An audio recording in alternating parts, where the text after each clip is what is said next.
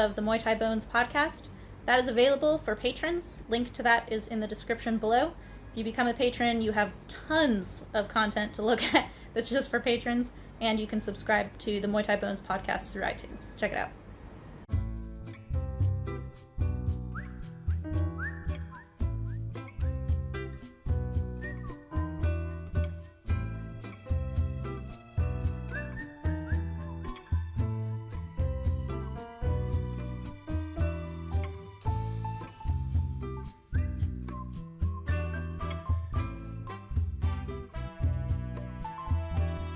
Okay, rolling.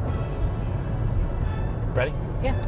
1, 2, 3. Welcome to Muay Thai Bones. For those that are joining us for the first time, Muay Thai Bones is a podcast we record when we're traveling across Thailand. We spend a lot of time on the road. Sylvie's fighting all over the country. We spend 10 hours in the car. We have great conversations, and we're driving back from Chiang Mai now, back to Pattaya, and we share these conversations in our podcast, trying to illustrate that Muay Thai touches all kinds of facets of life, and so we try to hit across the spectrum in each of our episodes. So what we're talking about isn't something that interests you, just jump 20 minutes and it'll be something totally different. So our first topic is a big, wide topic. Something that's not talked about a lot, and when it has been talked about sometimes on the internet where I've seen it, it's barely touched on. So the launching point of this little bit is a quote. It's something from what you wrote in a blog post, I think. Mm-hmm. And then it was quoted by a reader on Instagram. Mm-hmm. And then we reshared it, and there was some interesting conversation in the comments. And it's about how Muay Thai in Thailand necessarily expresses Buddhistic principles and values, and that a lot of the corollary to this is that a lot of the times when Westerners come to Thailand's Muay Thai, there are fundamental miscommunications involved, because you have to understand Buddhistic principles and therefore Thai culture, which is Buddhistic, in order to really understand how Muay Thai is done in Thailand. Yeah, you spend more time on the internet seeing things like this than I do, but I've actually never seen it discussed at all. I've mostly seen people saying it's at odds with Buddhism, and I don't understand how it's reconciled. I've seen that conversation, and also there's an old but interesting conversation where Damien Trainor, I believe it was Damien Trainor, in a blog post argued that Muay Thai is not Buddhistic because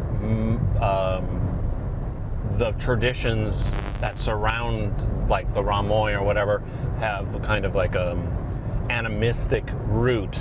Right. And I've seen that article about how the Ram Muay is not Buddhist. So everyone should and I think that that this argument that Muay Thai is not Buddhistic is more about inclusivity. Well, if you're not a Buddhist... Can you take a second to explain to people who might not be familiar with this that there's a difference between saying it's Buddhist and it's Buddhistic? What's the difference between those two? Well, I don't know. You tell me.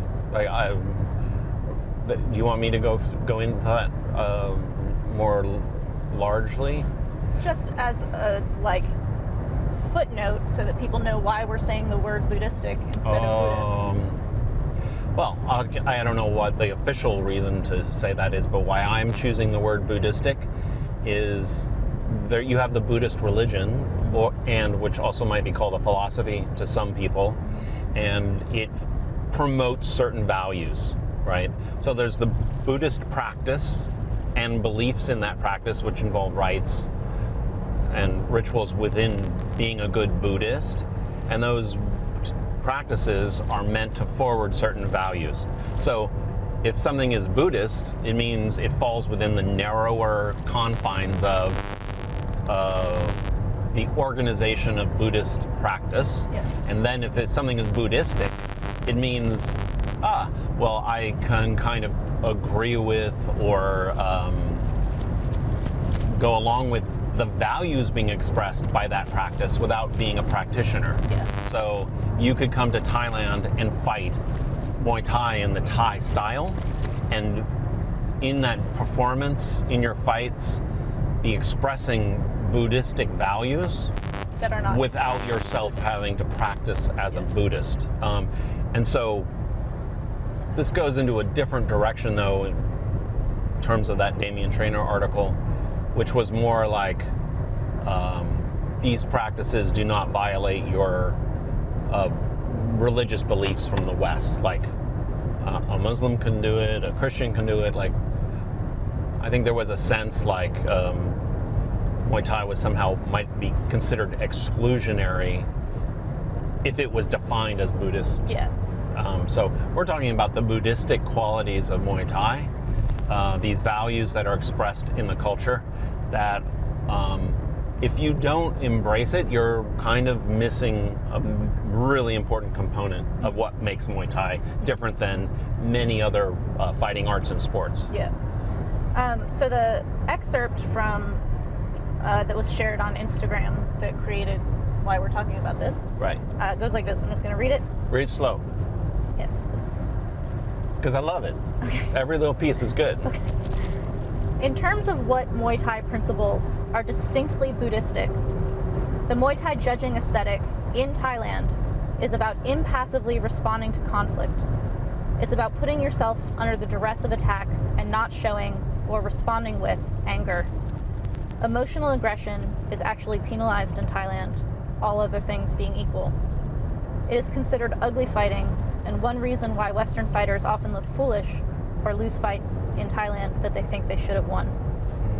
When you attempt to fight in a Thai style, Buddhistic values of a calm mind and detachment become paramount. Other martial arts and fighting styles have elements such as these, but Thai scoring aesthetic embodies this emotional component perhaps more than any other sport fighting art. And Thai Buddhists themselves regard Muay Thai as promoting Buddhist values.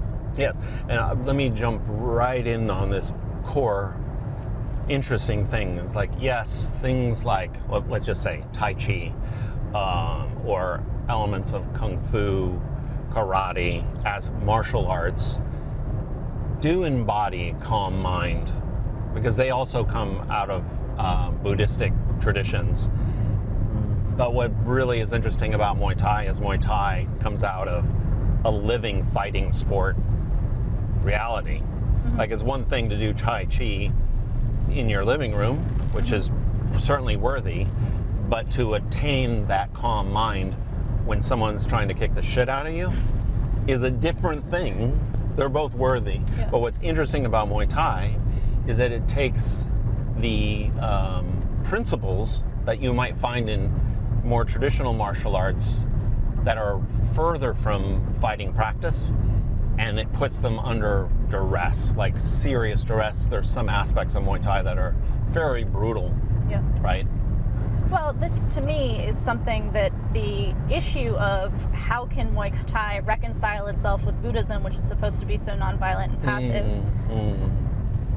I'm an English-speaking Westerner, so the times I've seen this online is from other contexts of Western English-speaking people. So I don't know that there are people within Buddhist cultures that feel this is at odds with itself. But I find it interesting that from the West, we're like, this doesn't fit, because what we think of fighting as is kicking someone's ass, rather than I am under duress and I have to control myself. Yeah. Like, I am having my will opposed. How do I control myself in that situation, rather than like, well, how can I be like meditating and beating the shit out of someone also? It's like, because that's not where the art meets the culture. Yeah. That's not what it is. And the times that Pinu has said that he had to take his son Banquet, who started fighting when he was only 5 years old, he said that there were times when Bank was very young that he had to take him out back and punish him because he lost his cool in sparring. And what he means is he got really upset and was trying to hurt someone. And he's like, this is training, you don't try to hurt someone here. Well, this will actually go into our next topic, which isn't happening now, right, which is the purpose of sparring, right, as emotional development. So you can skip it, guys, can skip ahead of it if you're interested in that. But this idea that, this is very interesting, that Westerners, when they, very broadly speaking, think about fighting, they think of their own state of mind as imposing violence on someone else as the like focus. Yes. And Which you go into is a at fight, odds with Buddhism, which, for sure. right? It's like I'm trying to hurt Yeah. somebody. That's my main point. Yeah. Whereas in Thai, we can argue that in Thai, the Thai version of this, it's what you're saying. It's like, what does one do when your will is imposed? Now, in the larger sense, when you're going about in the world and things happen to you, like you receive pain in the world, your will is being opposed. Yes. Like, I just wanted to have a nice day, go get a cup of coffee, and 3 people cut in line. You're being opposed. Buddhism is about the equanimity that you experience when opposed. And you could argue that the practice of Muay Thai in the Thai sense is all about doing that under the most adverse circumstances. When your opposition, the opposition you're facing is doing everything it can to counter you Yeah. and to hurt you. And to make you lose your composure. Like, Yes. to physically break your composure so that you look bad, or to make you doubt yourself and fall under. Like when you see really amazing defeats in Thai Muay Thai, and you see the opponent broken, like Yes. emotionally, like, okay, I give in, I Yes. submit. Yeah. That's kind of incredible, rather than like, Oh, they got their ass kicked Yeah, so yeah, bad. yeah. Well, this is something that's kind of, just to create a little side note, in IFMA scoring, amateur scoring, the West has become more and more attuned to like phrases like breaking posture. Like, it scores well in traditional Muay Thai if you break your opponent's posture. The reason for this is Buddhistic, because the body is the symbol of the spirit, right? right? And the way that what you're doing when you're performing in a Muay Thai fight is you're performing the wholeness of your spirit through your posture. Yeah. That's why things like being erect Or or where your on head balance or where your head is, do not lower your head. The head is very Or being off balance on a strike. totally like being off balance on a strike means you're off balance within yourself. Yeah. So a lot of what you're doing in Muay Thai technique, and why it's hard for Westerners to sometimes read the scoring. You need to be in this lane. Oh, okay. You sure? Yep. This Okay. is a turn lane. Is because the body is the symbol of the state of the spirit. When you break your opponent's posture, you are breaking their representation of their wholeness.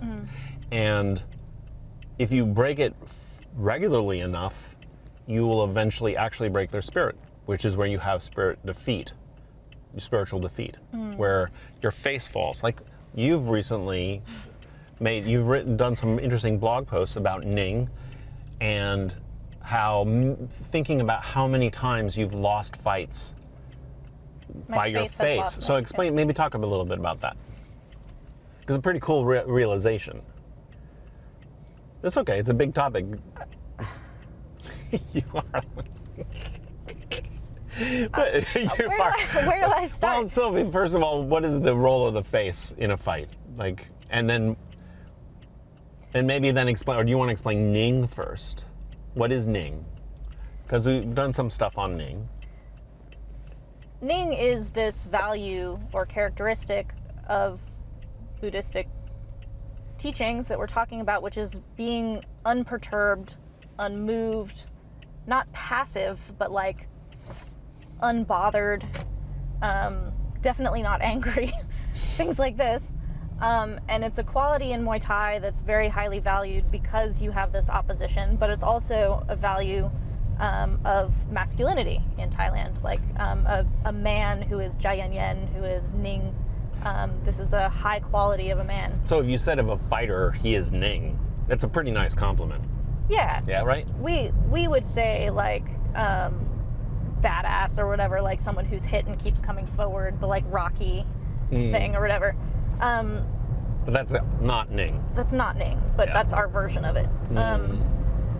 So I realized in watching a fighter at my gym who basically won his fight on Ning, Alex, who's a Westerner, so maybe he's even more credited for being Ning because Westerners in general are not Ning.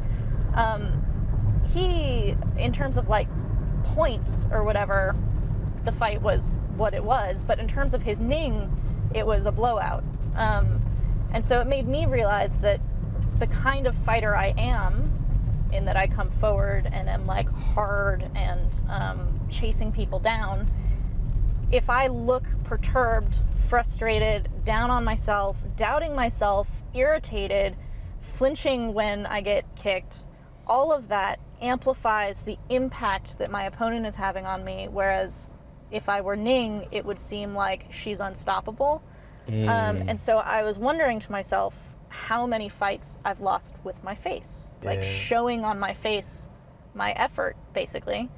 And I think it's a lot. I think it's probably like 40, 50, something like that. Well, this is a super interesting thing, because what I always draw attention to is what you do in the ring is something you've done in the training ring 100 times. Yeah, whether you mean to or not. Not you, anyone. Yeah. And so what fighting does is it puts duress on you, and then when you have duress on you, all the things you intend to be and do consciously go away, and you settle down into things you've done repeatedly. So it's really dangerous, and this is one of the beautiful things about Thailand, but it's really dangerous in the practice ring or on the pads or on the bag or whatever you're doing to practice even facial expressions of frustration. Right. Or fatigue. Or anything. Yeah. But anything that's not Ning, you want to be expressing this equanimity in the practice moments. There's no off time in practice, so that when you get really stressed in a fight, you settle down into the habit of Ning. Yeah. Right? So where can we go from that? From Ning? Help me, baby. We were starting with that quote talking about how Thai scoring, like literally how it's scored, is whether you are exhibiting these values or not. So there are a couple of times when I have been in training and I like come back hard after something that's been done to me. So like if I get tripped or I get kicked hard in the leg and I come back to like settle that point, to like get it back. Right. My trainers in these examples have taken note of and then made me aware of. They're like, yes, get that point back, but not Gyron. Like Kem felt that I was pissed, and he's like, not Gyron. Like, don't fucking come at me, Gyron. Kem sits on Penang. Kem Muay Thai Gym. Kem Muay Thai Gym in Karat. He's in the Muay Thai library. You can actually see some of this. He's got very beautiful technique, awesome style. And he totally transformed Yodwicha when Yodwicha stopped being a stadium fighter and became a like international kickboxer fighter. Yeah. But in Yodwicha's style, which is my style, which is this coming forward style, if you look pissed, you're throwing every single thing that you're trying to do away. You have to be zombie-like unstoppable, not zombie-like stupid, but like this is not going to stop. But if you're coming angry, you're like, that person's being manipulated and controlled by the person escaping them. Like, well, this is an interesting. There's a bifurcation. There's a natural bifurcation in Muay Thai, which is Muay Thumur, which is to annoy you, and then you have to not be annoyed. No, but I'm saying there's two versions of Ning. That it seems like there are. There's the Muay Thumur fighter, like who's the ultimate Ning fighter is Samart, whose basic Ningness is like a shoulder shrug of everything, like almost too bored to be in the ring, and then knock you out. Yeah, he's kind of like, oh, stop. And so he raises Ning to this incredible level of almost like the board, don't make me use my weapons even. Yeah. And Samrak is another one who's kind of like that. They're like just the this bored hot beautiful, yeah, totally, the bored hot chicks of Muay Thai. Yeah. And then you have the like marching Muay Khao, unstoppable powerhouses like Long Sawan or Yodwicha was that as a stadium fighter, and they have to embody Ning in a different way. Yeah. They can't look bored because that's not the style. Right. But so they have to come forward, but there is a Ningness about it that is like it's like hard and softening. Well, that was a weird pun, but yin and yang. There's two versions of Ning. The Muay Khao fighter is a yang fighter who also is Ning. Like you just hit me 3 times. I really didn't feel that in any way. And part of your journey as a Muay Thai fighter in your style is to identify what kind of Ning you want to express. Right. And you're just coming upon this now. You don't even know, right? You're starting to explore it, right? I think that I've been aware of it and practicing it in different ways with different definitions and degrees of understanding for years. But having those lines more clearly defined or depth of understanding of what I'm aiming for and what that feels like and things like that, I think is new. And practicing it. Like you've been vlogging your mental training lately, and you've talked about, and you can see those on YouTube. They're free. There's 10 of them up already. Yeah. And one of them at least was about like, I'm just going to control my face when we do these one kick burn that I fucking hate, and I've developed this habit of complaining about it, and my crew knew joking about it, like the fact you don't like it, and you're like, I'm gonna cut all that out because it's not taking me where I want to go. Yeah, I think I had in an earlier one, like maybe in the second or the third one, I quoted this wrestling podcast that I listened to that's like, whether you're winning or losing should actually look the same, which I really like. How are we doing on time? I'm checking. 5 minutes? 5 minutes. Which is a similar thing, but in the example of those kicks that Krenu makes me do that I fucking hate, I really hate them. You're still not Ning on it. I know. This is exactly what I'm saying. He doesn't need to know whether I like them or not. Right. This is very Buddhist, actually, to not have aversion or attachment, desire. So, like, you don't like or dislike a thing, you just do it, kind of thing. And it's not about, like, buckling down and just being, like, determined. It's about, like, doing them or not doing them is the same. Yes. Now, there's a layer here, which is you don't like doing it, you don't show your coach. Like, because you don't want to show the judge in round 4. Right. Like, you learn that no matter how you feel, it's just how you're feeling, your expression, the symbolism of your state, you are in control of that. Yeah. So ultimately, you will stop liking or disliking. Well, that's the interesting thing, is that this control that you have to do, if repeated, becomes a practice. Yeah. Almost like a religious practice. Yeah. Because eventually you become Ning even about the drill. There was a very famous Buddhist Lumpu, so like an abbot. When he would get his food from the alms, like to eat in the day, he would mix it all together. Like there was no separation of the food, so that he could have no like or dislike of what he was eating. You're just eating to sustain the body. Right. And it's kind of like that. Like you just kind of stop. Like, I don't know. You can still have tendencies. You can still be a knee fighter who likes knees. It's like how Karahat, he's like, what does he say to me? You like to, what did he say? I don't remember. Karahat, it's something you don't want to be doing. Karahat told me I liked doing something, which is actually a error that I'm making. Like jumping away after something.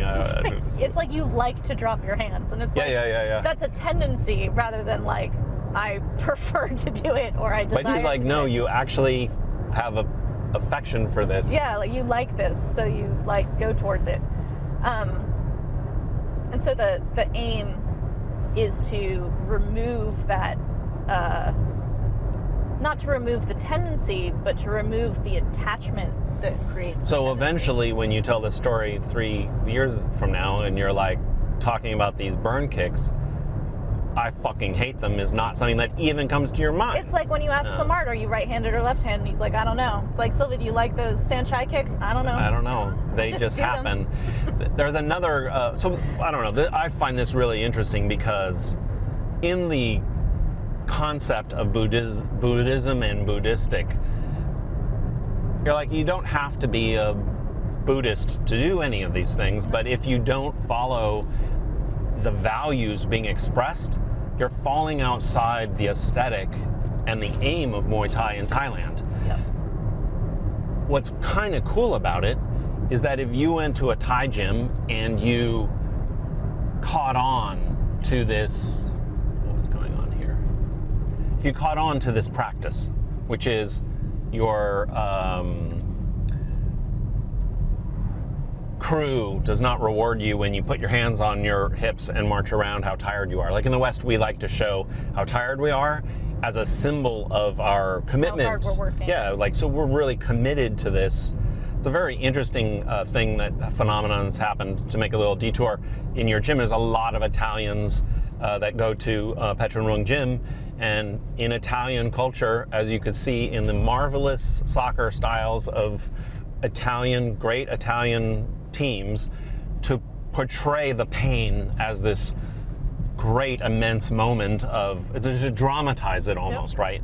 It's a cultural dimension. And so in the fabric of Petchrungruang Gym, there is this thing where Italians show how absolutely exhausted they are after a pad work burn. Like, Pinu will kill you. Yes. And head on over to the ropes and just demonstrate how fatigued you are.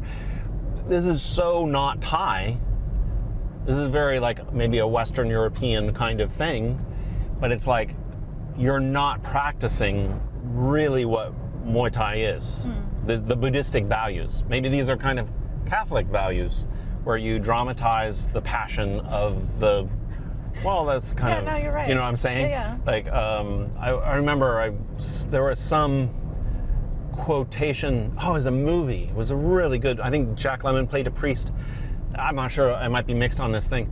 And it's like, he was talking about the role of the priest and how the priest listens to the sorrows of a confessor.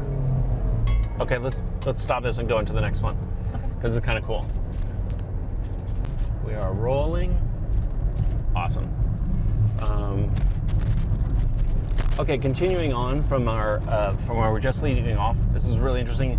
The Catholic priest in the movie was saying that the role of the priest is to take someone's everyday tragedy or sadness, like their problem, and to elevate it almost operatically to the level of tragedy, like in order to produce a transformation. So to take your everyday issues and to create almost a cosmological expression that then gets transformed through being a good Christian or Catholic. This is the opposite of Buddhism in a lot of ways. One could argue that everything is about flattening things out, not elevating them. Yeah, your problem is not a problem because everyone's got it. I don't follow, actually. There's a, I don't know if you call them parables in Buddhism, but there's a woman whose baby dies and she goes to the Buddha and she wants him to, I think, bring the baby back or something like this. And he said, I can do this, but I need you to go to every house in the village and find someone who has never experienced loss. So she knocks on every door, and by the time she's gone through the village and heard everyone's stories of loss, she realizes she does not need this pain relieved because everyone has it. And then, so this is what's compelling to me, is that if you come to Thailand and you enter the gym and you pursue this kind of like Ning quality in your training, you are practicing Buddhism without even realizing it. That the culture, the fabric of Muay Thai is about this particular kind of masculinity. There is a masculinity involved. It's Buddhistic, but also in Thai culture, there is a kind of masculinity that is unperturbed, Can you talk a little bit about this masculinity in that Muay Thai is hyper-masculinity, Yeah, right? we have it in the West too. We just maybe would find examples and kind of other ways. Like if you picture the mob boss, the Godfather, the like ultimate assassin, he's very low key. He's very like Very what? low key. He's like Low-key. flat, like Ning. He's very Ning. Some cowboy type images are kind of like this. The villain, like the Joker, is fucking all over the place, That's doing true. things chaotic. That's true. Batman He's lost versus control the of Joker, himself. Or right? that crazy, amazing villain in that kung fu movie we watched who goes crazy about the noodle soup, the beef noodle with the onions. Yes. He was very controlled and then not controlled. He appears very controlled, but he basically is the like some people We'll just put want that to watch in the world we're going to burn. put that in the notes on this. He's unpredictable. He's crazy. He's like whatever. This is what you're trying to get away from in masculinity. They don't want women to be crazy either in Thailand, but there is this kind of like, oh, you know, women are Women are women. control. Yeah, right, Moon right. is going Yeah. But we have the same quality of masculinity. Well, there's a Venn diagram where they map over onto each other. Yeah, but right? so in Thailand, it's interesting because you'll get the Nak Lang, which is basically a gangster, and the monk. Not the same. Like they don't lead similar lives, but the Ningness, the like. And the Nak Lang becomes kind of a hitman, unperturbed. kind of assassin. And there's a really good article written by Peter Vale, an academic. We'll link that in the reading notes, which is about how the hyper-masculinity of the Thai Nak Muay Thai fighter falls between the characteristics of the Thai monk and the Nak Lang gangster, and that it borrows characteristics from both of these kind of stereotypes. So that kind of fits in with this larger concept that when you come to Thailand, the Muay Thai of Thailand is not only expressing Buddhistic values, but also the unique cultural expression of those values in gender. Like you're learning basically a Thai masculinity, a version of masculinity. And what's kind of interesting is that as Westerners, when we come to Thailand, we come to an exotic culture. The exotic nature of it, the fact that it's not something you were raised in, can be a potent transformative quality, because you're not trying to live up to ideals that you were being pressured with when you were 4 years old, 7 years old, 12 years old. The fact that it's another culture means that you can kind of like inhabit this other skin. Do you agree with that? Yeah. I think also there's, when it's not your culture, there are awarenesses. Things that you can see because you're outside of it a little bit. Right. And so you might like super key into it, or be like, that's amazing that I identify with this given that it's not what I was raised with. Or you might find things that are familiar in the way that you find very familiar tenets across all religions that come from very different places, and you're like, oh my God, I also have that value. So I think that as an outsider, it's been my experience to have eyes for things, because growing up in something makes it quite invisible at times. Well, you've used this analogy before, that when you learn a language that's not your mother tongue, you notice the structures of it and the rules of it, that if you were just raised in language, you have no idea what a fucking participle is, or a gerund, or that when you learn something from the outside, the elements that make it what it is, you become sensitive to them. Because they're different than what you know. And you're like, how do I learn this? One thing that we kind of came across that's kind of it was a thought chain, which was talking about your face and the training of your face. I don't know what we were watching on television, but there was a thing about the dancer, about someone was training in dance, some dance performance or something. Probably was a reality show. But the expert who was doing the teaching was like, you have to control your face. It's like, everybody thinks about the qualities of a beautiful dancer as being all about their limbs. Yes, this like gross image of the whole body, Yeah. whether or not it flows. Yeah, and so you concentrate on all of this, and a lot of times, I assume in dancing, you concentrate, and so your face expresses concentration. And this person was like, no, it's really, the most important part is the face, because when somebody's watching a dancer, they're feeling what they're expressing, but they're looking at the face. And after this observation, when watching dancers in performances on television and whatnot, I look to the face of them, and I'm like, wow, the ones that are really affecting me are ones that got their face together. Yeah. Like this really necessary performance that you don't even think of as important to dancing. And you have this same element in Muay Thai. Is like, yeah, you want the like perfect kick and be on balance and tempo and all this stuff.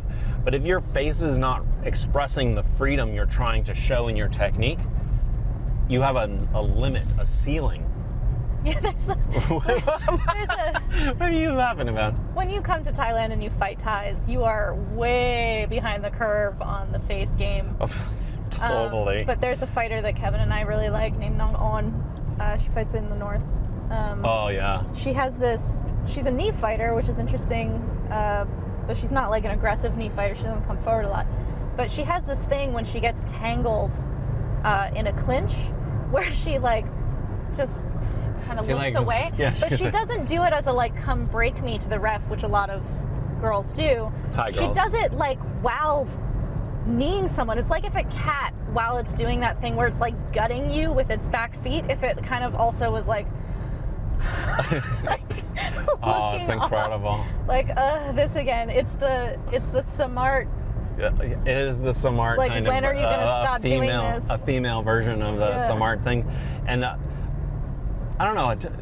So ultimately, circling back to Muay Thai itself, is if you understand that in a fight, you're trying to express Ning, and your opponent is trying to express Ning, and all the points you're scoring and everything you're doing is trying to break that equanimity that your opponent is showing, right? Yes. And so it gives a deeper sense of what your goal is in an actual fight. Yeah. We think in the West all about damage. Mm-hmm. How much damage do you give? Damage points. And How busy are you? how busy, like aggressive, just simply marching onto somebody is already showing bravery and everything else. And it's like in Thailand, if you're marching on somebody and you don't look like you're affecting them in any way, they're Ning and you're not, you're losing. Yeah. You're actually, it's better to not even march Yeah. if you can't win that Ning battle. Yeah. And that's why the advancing fighter in Thailand will often lose, and they think they're just, in the West, we think, well, you're just racking up the aggression points. And it's like, no, how you advance is really important. Yeah.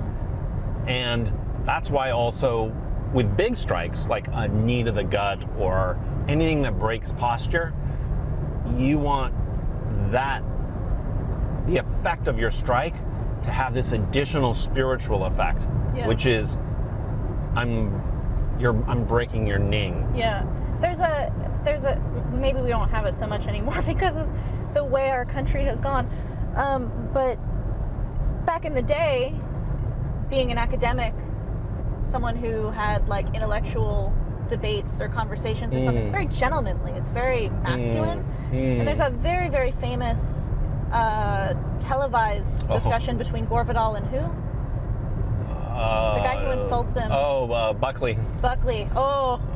Was Buckley. that Gorvidal and Buckley? It's Gorvidal and Buckley. Yeah, that was like that was definitely a masculinity contest. Masculinity contest. And one of them was a flamboyant gay man too, which made it very interesting. Which is what caused this whole thing, is that like the line was crossed, real emotions came in. Yes. And it was like, contain your emotions on TV. Yes. We're still having an academic, gentlemanly conversation. That's a great reference, but when baby. real emotions got in there, all of a sudden, the audience, including myself, and this happened decades ago, I'm like, yeah, and my beer, this is Buckley, crazy. Buckley, who was very articulate affective masculinity was losing it, which that's a fucking amazing analogy of what like a Muay Thai fight is about. Whereas if you have one who's like totally a gentleman and Ning and like having a intelligent conversation, and the other one is like, no, your mom, like that doesn't, that's not, you're not watching an actual debate. You're not watching a real fight when one person is like crazy and the other person is Ning. You're like, well, clearly the one who's calm is. So what do you think about, let's say you're not Buddhist, right? And you even religiously identify as some other religion. What do you think the benefit is, or the access point is for you if you come to Thailand, you want to fight in the Thai style? Like, what do you think you should consider? Maybe like, well, outside of your religious beliefs, this philosophy about life might be beneficial or appealing? Like, what do you say about that?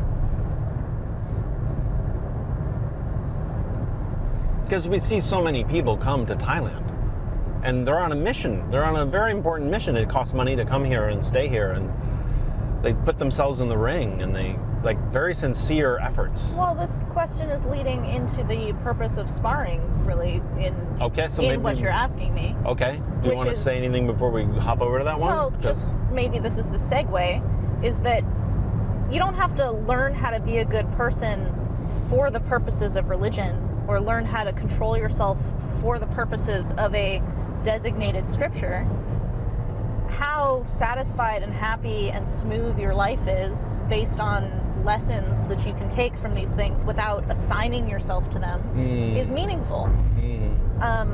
If you never fight, you never step into a ring, you are not a fighter, that doesn't mean you don't need to learn the lessons of self-control under someone opposing your will. Which is honestly one of the reasons why people, for the last 4 decades or more in the West, were very drawn to traditional martial arts, was the idea that there is a self-control being expressed in Kung Fu or whatever it is, that there is a Tao kind of broadly discipline that you're self-cultivating in a certain way. What's so interesting about Muay Thai is it has, when you really dig into it, is it has this self-cultivation component, but it never puts it forward.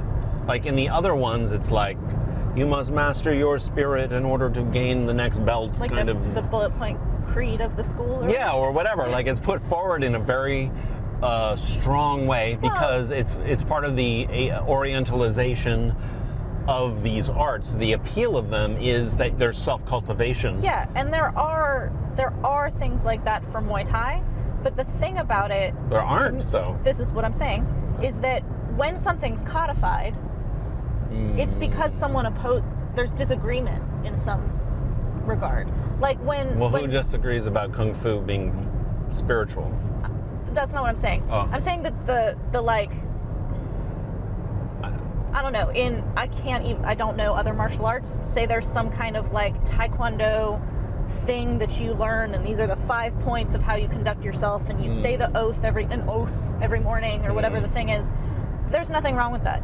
But for it to be codified like that, for you to make a rule or to make a written statement about what this is, it's so that people will be like, okay, I'm agreeing to this. If it's already in the culture and you're like, nobody's disagreeing with that, these things are taught. We're largely talking about things that are taught outside their culture. Like you're learning karate, but you're not in Okinawa. So these things have to be expressed in a formal way. What's so interesting is that the same things are happening in Thailand in Muay Thai, but it's in the culture. It's in the fabric. And if you're pursuing self-cultivation in general, you can find that in Muay Thai, but you have to look for it. Because it's not going to be bullet pointed for you. Like, these are the things. Like, if you're going to bullet point it, you're like, control your face. Right? I don't know. So let's go on to the next subject, which is the purpose of sparring. Okay, let's stop this and start it. Bowling. Okay, this is continuing on from the last topic, a strongly related one, which is about the purposes of sparring as you've experienced them in Thailand, mostly through Petchrungruang and the way Kru Nu regulates and directs sparring within your gym. What's the foundation of the conversation maybe is, we'll put it in the reading notes, a post you wrote on the Muay Thai Roundtable Forum, which is a forum we've started with great discussions of these kinds of topics. We'll link that post you wrote on the forum, which describes these things. But I thought it'd be good to have a conversation about it, and it fits right in with this Muay Thai in Thailand is Buddhistic theme. Like, I guess what we boil it down to the nub of it, is sparring is emotional development. Yeah, so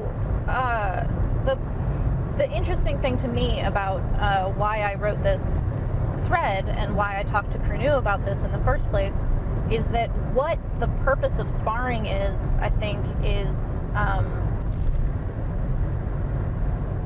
well, in the West is one thing, and in here is something else. I don't want to say misunderstood. Yeah. I just want to say that maybe like a very concrete, fundamental core importance is not recognized a lot in the West. Yeah. Which is, we think that we're learning skills, and so it has to be really light because you're practicing your skills, and if it's too hard, like if it's physically too painful or emotionally too stressful, you can't actually do those skills.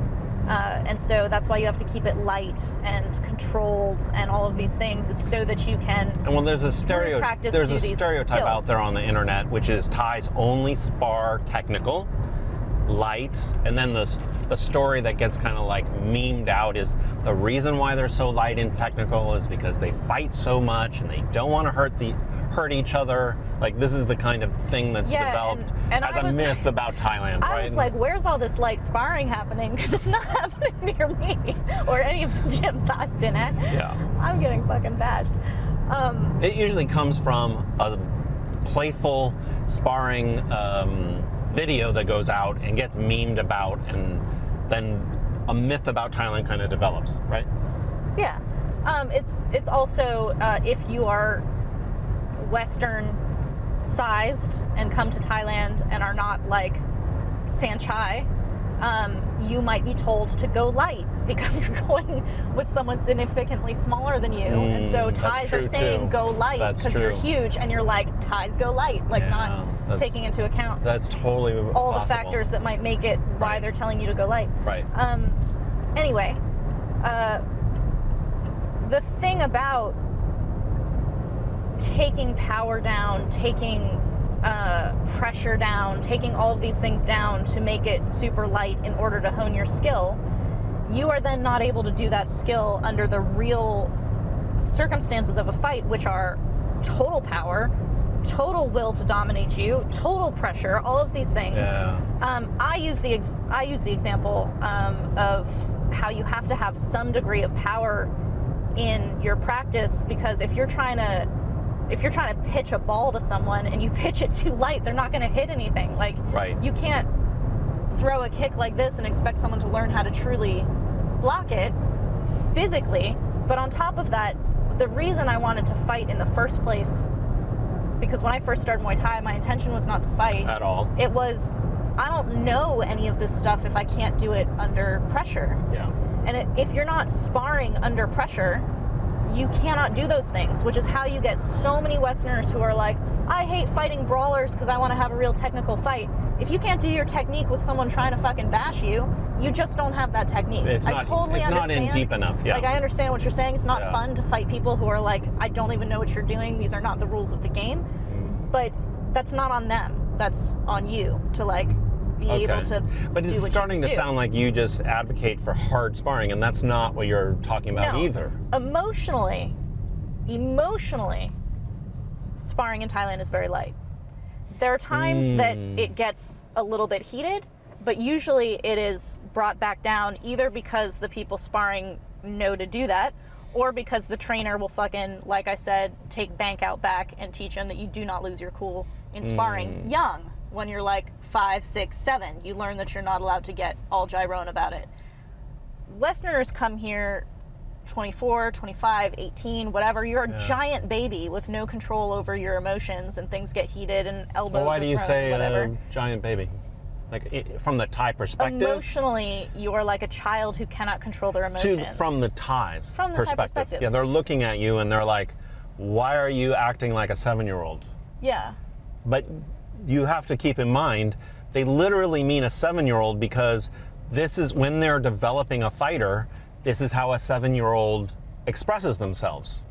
They're Right. like looking at the behaviors of a child And a 7-year-old in the body of a full-grown person. a 7-year-old is given a lot of slack. Like Totally. the Jade Dragon set at my gym, sparring and clinching always ends in crying. It's just who's going to cry first, and it's like they are pretty much told like stop crying, blah blah blah, like try to learn to not be so emotional, but they're totally allowed to cry. They're and, given, like, do they're their thing. given They're room. children. They're given room, yeah. So it's like you're a kid, but we're also trying to develop you.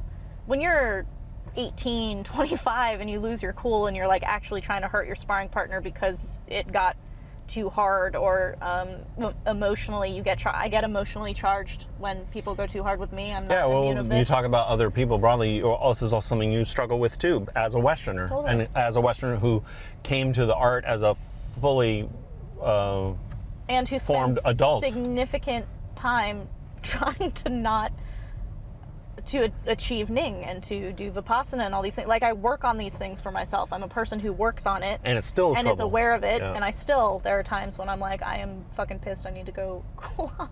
Totally.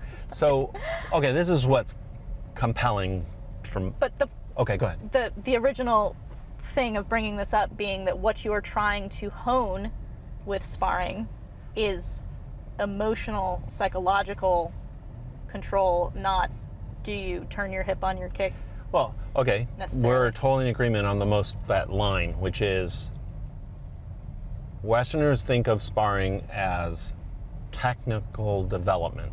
And some of this might come from the Dutch kickboxing style, which is you learn combinations on the pads or in shadow, and then you learn them in drills with your opponent, and then you like try to gradually bring those technical things into more and more pressure situations. So what you're really doing is you're training a technique under greater and greater adversity, and your progress comes from being able to do that technique. This is 100% opposite of the Thai style or the Thai ambition, which is, this is so interesting, because they're raising fighters since they're kids, your development as a fighter parallels your emotional development as a person. That when you don't have control, you're 8 years old. You don't have emotional control if you remember when you were 8.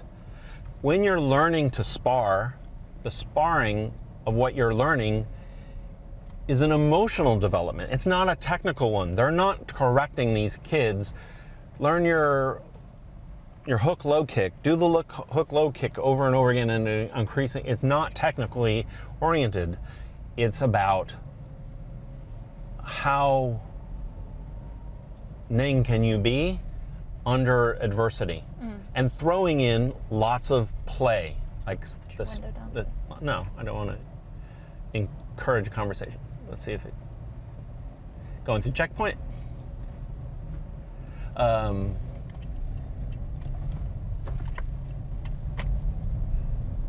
And I would say that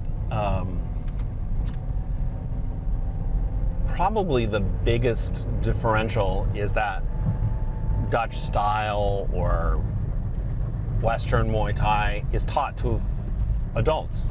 So the idea that you actually have to develop emotionally doesn't naturally come to you. You already assume that you're developed emotionally. Yep. But unless you're somebody who's like grown up in very rough neighborhoods, you probably do not have the emotional capacity to level yourself under physical attack, right?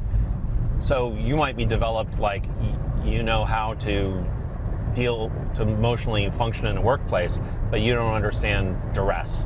Yeah, and this is also, it's important to point out that we're not talking about passivity or submission. Like, you don't like, oh, well, I'm so Jia Yen that someone kicks me and I don't kick them back kind of thing. Like, no, you there is still honor in the kind of Old West honor, like someone wrongs you, you correct that like immediately, but you don't hold it longer than that. It's like there's the correction and it's down. Like there's the correction and it's gone. And well, can you talk a little bit about that? You've watched, the cool thing about Petchrungruang, even though Westerners have been coming there since the late 80s, it is still a real Thai gym in that it raises Thai boys to be stadium fighters and champions. Yeah. So the core of the gym is a living Thai Muay. The Westerners are invited to be part of it, but they're never the priority in the gym. Yeah. And for that reason, it's not a gym for many people, because when you come to Thailand, you want to feel like the priority. You can be given priority. You also want a like little moduled, packeted thing that's like learn you these learn skills this rather thing, than the long term. and then you take it back with you, bring it to your gym. That's why we call it the slow cook method. But maybe you've been able to watch. You've been there 5 years now, right? You've been able to watch this sparring development of emotion in kids and then in teenagers, right? Thais. What is that? How is sparring used to develop emotional competence in the gym? Like something like we're like sparring is about emotional development. Well, what is the way that shows itself? Like you were saying, little kids can cry. Yeah. They can get gyron. Yeah. What's the development of that little 7-year-old or whatever they are? I mean, for instance, what it seems I'm actually seeing is not usually 7 and 8-year-old kids. That's like you get to witness that, but that's not the like main thing of what I'm seeing at my gym. Okay. The main thing I'm seeing is pretty experienced professional late teen, early 20 fighters, and then like the new crop coming in who are like 12 to 14. So you have this like spectrum of the runts, like Carabao and Make, who are little and young. And for a while, Carabao, who's one of my clinching partners, I really like him. And I've watched his emotional development have a growth spurt in the same way that his body has had a growth spurt. About a year ago, he would always be given to mid 50 to 60 kilo Westerners to clinch with. Yeah. Often girls. And Well, there's not a lot of those. no, but we had a bunch of women come through the gym in the year, and he would be given to them. Okay. And he's like, at the time, he was like 40 kilos, 38 kilos. So this is like a huge weight difference. And Carabao would just wrench the shit out of these people's necks because he's strong and has enough skill to do this, and they have size and not enough skill to stop him. I saw adult women cry from him wrenching on their neck so hard. I saw men getting really upset that they could not get this kid that looks like a stick figure off of them. And he was not right. He was emotionally out of control because he's the runt and he's small, and he was being put with these people. Broke my nose twice for the exact same reasons up in Chiang Mai. At Lana, yeah. And he was not corrected from it. He was not told, calm down, It wasn't you're like hurting people. center yourself or Not something. at all. It's like this will eventually work itself out because the water keeps moving. Like the river keeps rushing, this rock will not stay jagged forever. And there are people who are casualties of that. People who were there for 2 days who, had shitty days. But what is the corrective quality? The corrective- It's not, otherwise it's just an asshole gym. Because the corrective quality is Carabao does not only clinch with those people. Carabao is then put with somebody who's going to wrench the shit out of his neck, throw him on the ground, whatever, blah, blah, blah. He doesn't love clinching with me. Like, I throw him around a lot. Now that he's getting bigger, I can't do it quite as much. But it's like, he suffers it for a long time and learns to calm down because there's nothing you can do. And then he grows into, now I can overcome Sylvie. Yeah. And I don't get bigger, so I have to learn, okay, this person who I used to be able to throw around, I can't anymore. How do I deal with that? It's that it's a pack. And so the dynamics change. Talking about this pack thing, because this is a Cesar Millan thing. Right. So what I wrote in this thread, and which is also a very good example, is these Westerners who come to the gym who like to go really hard and bully people, and they're not fighters, so they do their real fighting in the gym and all this stuff. I asked Pinu, I'm like, why do you not tell that person to take it down? A Westerner. A Westerner. And he's like, I want him to understand that if you're gonna go hard against someone who can give it back to you hard, it's gonna come. Like, you have to learn to control this thing. And you've said to me, in my own experience of learning to spar, that I cannot use and I'm sorry that this is a fact of the world, but it is a very female thing because we're taught to do this. When you get hurt, you show that you're hurt, and people are like, oh my God, I'm sorry, you're not supposed to hit girls, whatever, blah, blah. It doesn't have to be that obvious, but you teach people that's not okay by looking hurt and they're the asshole for doing it. That's not a fighter thing. What Kevin was always trying to get me to do in sparring is you get that person to stop by amping it up. I have a fear of escalation because I grew up with my 3 brothers who, all bigger. If I got mad and Gyrone and was like, I'm gonna hit you, I'm not big enough to win that fight, so you get hit back. And so you develop this fear of escalation. What I have to learn is a trust in escalation, which has happened. So now that I have developed these skills through the purposes of sparring, when I'm going with Make, who's much bigger than me, he's young, he's still emotionally trying to like iron out these things, he'll go too hard sometimes. And he's much bigger than me in terms of weight, but he's like little and doughy. When he amps it way up, in the past, I would either be like, I don't want to go with him, he's going too hard, this is not appropriate, or I would get mad and go back hard, and Pinu would be like, you're an adult, you don't like have an argument with your 8-year-old about the computer, like kind of thing. I want to play my video games and he wants to play his video games. Totally. Like, you're an adult. Now it's like he goes too hard, I knee him back hard, and then the next shot is light, and it's like, pick one.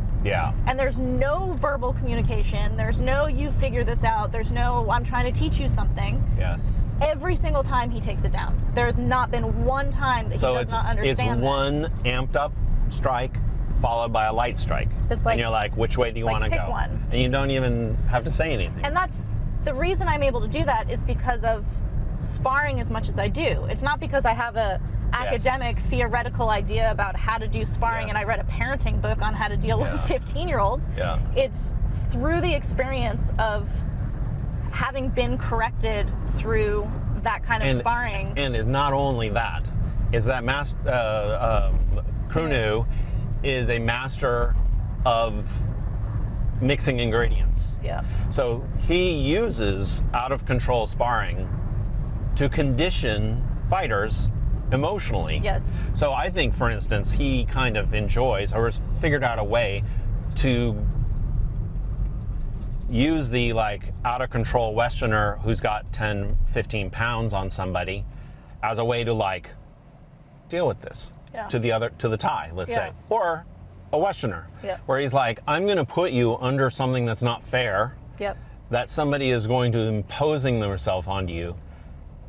Deal with it. And then he feels it. He's got his eyes everywhere, and he's like, oh, that's not good for you. Too much of that's not good for you. Now I'm going to put you somewhere else where you have the advantage a little bit. And he's always moving these temperatures, trying to develop the emotion of each fighter. And like your capacity. He literally says, I do this so that they understand. Like when I was asking him, I'm like, the one dude who was going too hard was going with someone who was not giving it back to him. And he ended up KOing this guy with leg kicks in sparring, which is shitty. Like, this guy came to train and then his leg hurts and he actually didn't come back to the gym for a while. And I'm like, that sucks, kind of thing. And Pinu's like, so tomorrow he goes with team so that he knows he can't be a bully. Like, he basically gets beat up when he's like, you want to go with someone who's not going to meet you at your level and not tone it down. team's not going to tone it down. Let's see how that goes. But at the same time, like, he is a trainer of Muay Thai is for fighting. In Thailand, Yes. there's no like, oh, well, this is just fitness, whatever. If you're doing just for fitness, you do the same program. Yeah. It's like, that is Muay Thai. Yeah. So even though this guy who got leg kicked and quit, that's sad because on a commercial level, he paid his money, he wanted to do his thing, whatever the thing is. Pinu is like, he showed his cards. He showed his heart. If you get hurt Like, in and a won't good come way. back, no, he's like, and you don't come back, Yeah. like, you're You've lost the lesson. it's that total That tie chance. up to you. Up to like, you. Up to you. Yeah. I have been fucking crushed in training, and you have to come back and pretend like nothing happened. But Like, this that's- isn't, but you just have to be learn it. clear, there's these images of these Brazilian all-out fights where you just toughen everybody and only the tough survive and everyone else falls out. it's not like It's that. not a fucking like throwdown war that you just toughen yourself to.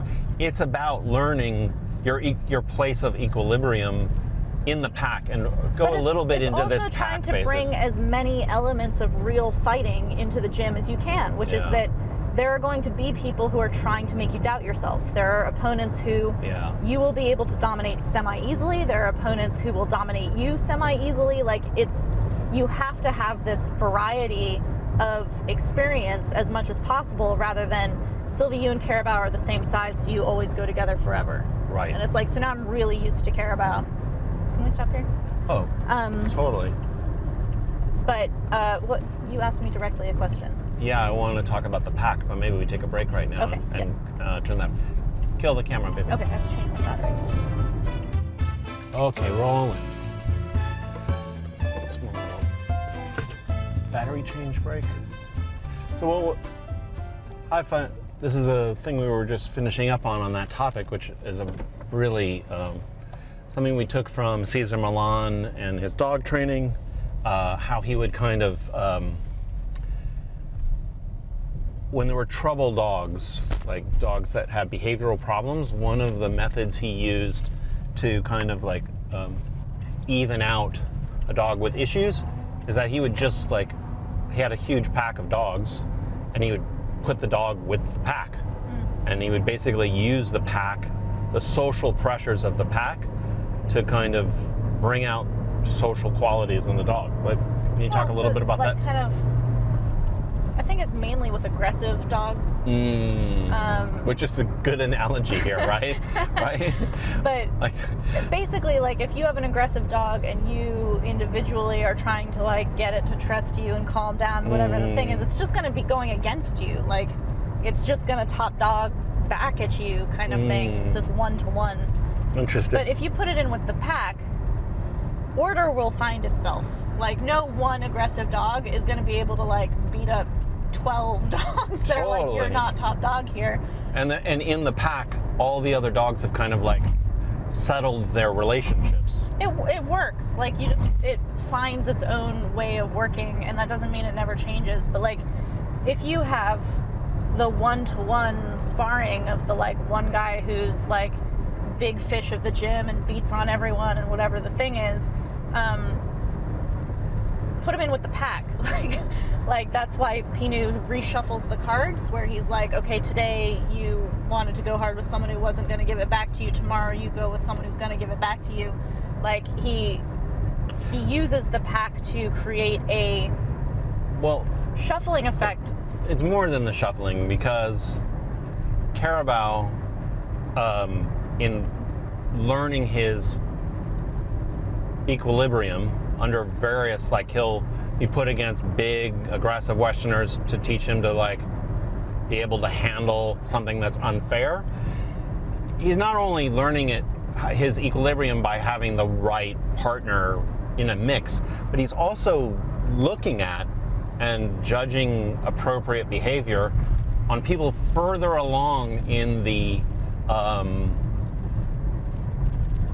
emotional development. Yes. So he's looking to how Bank, who's older and has gone through the process, is handling himself.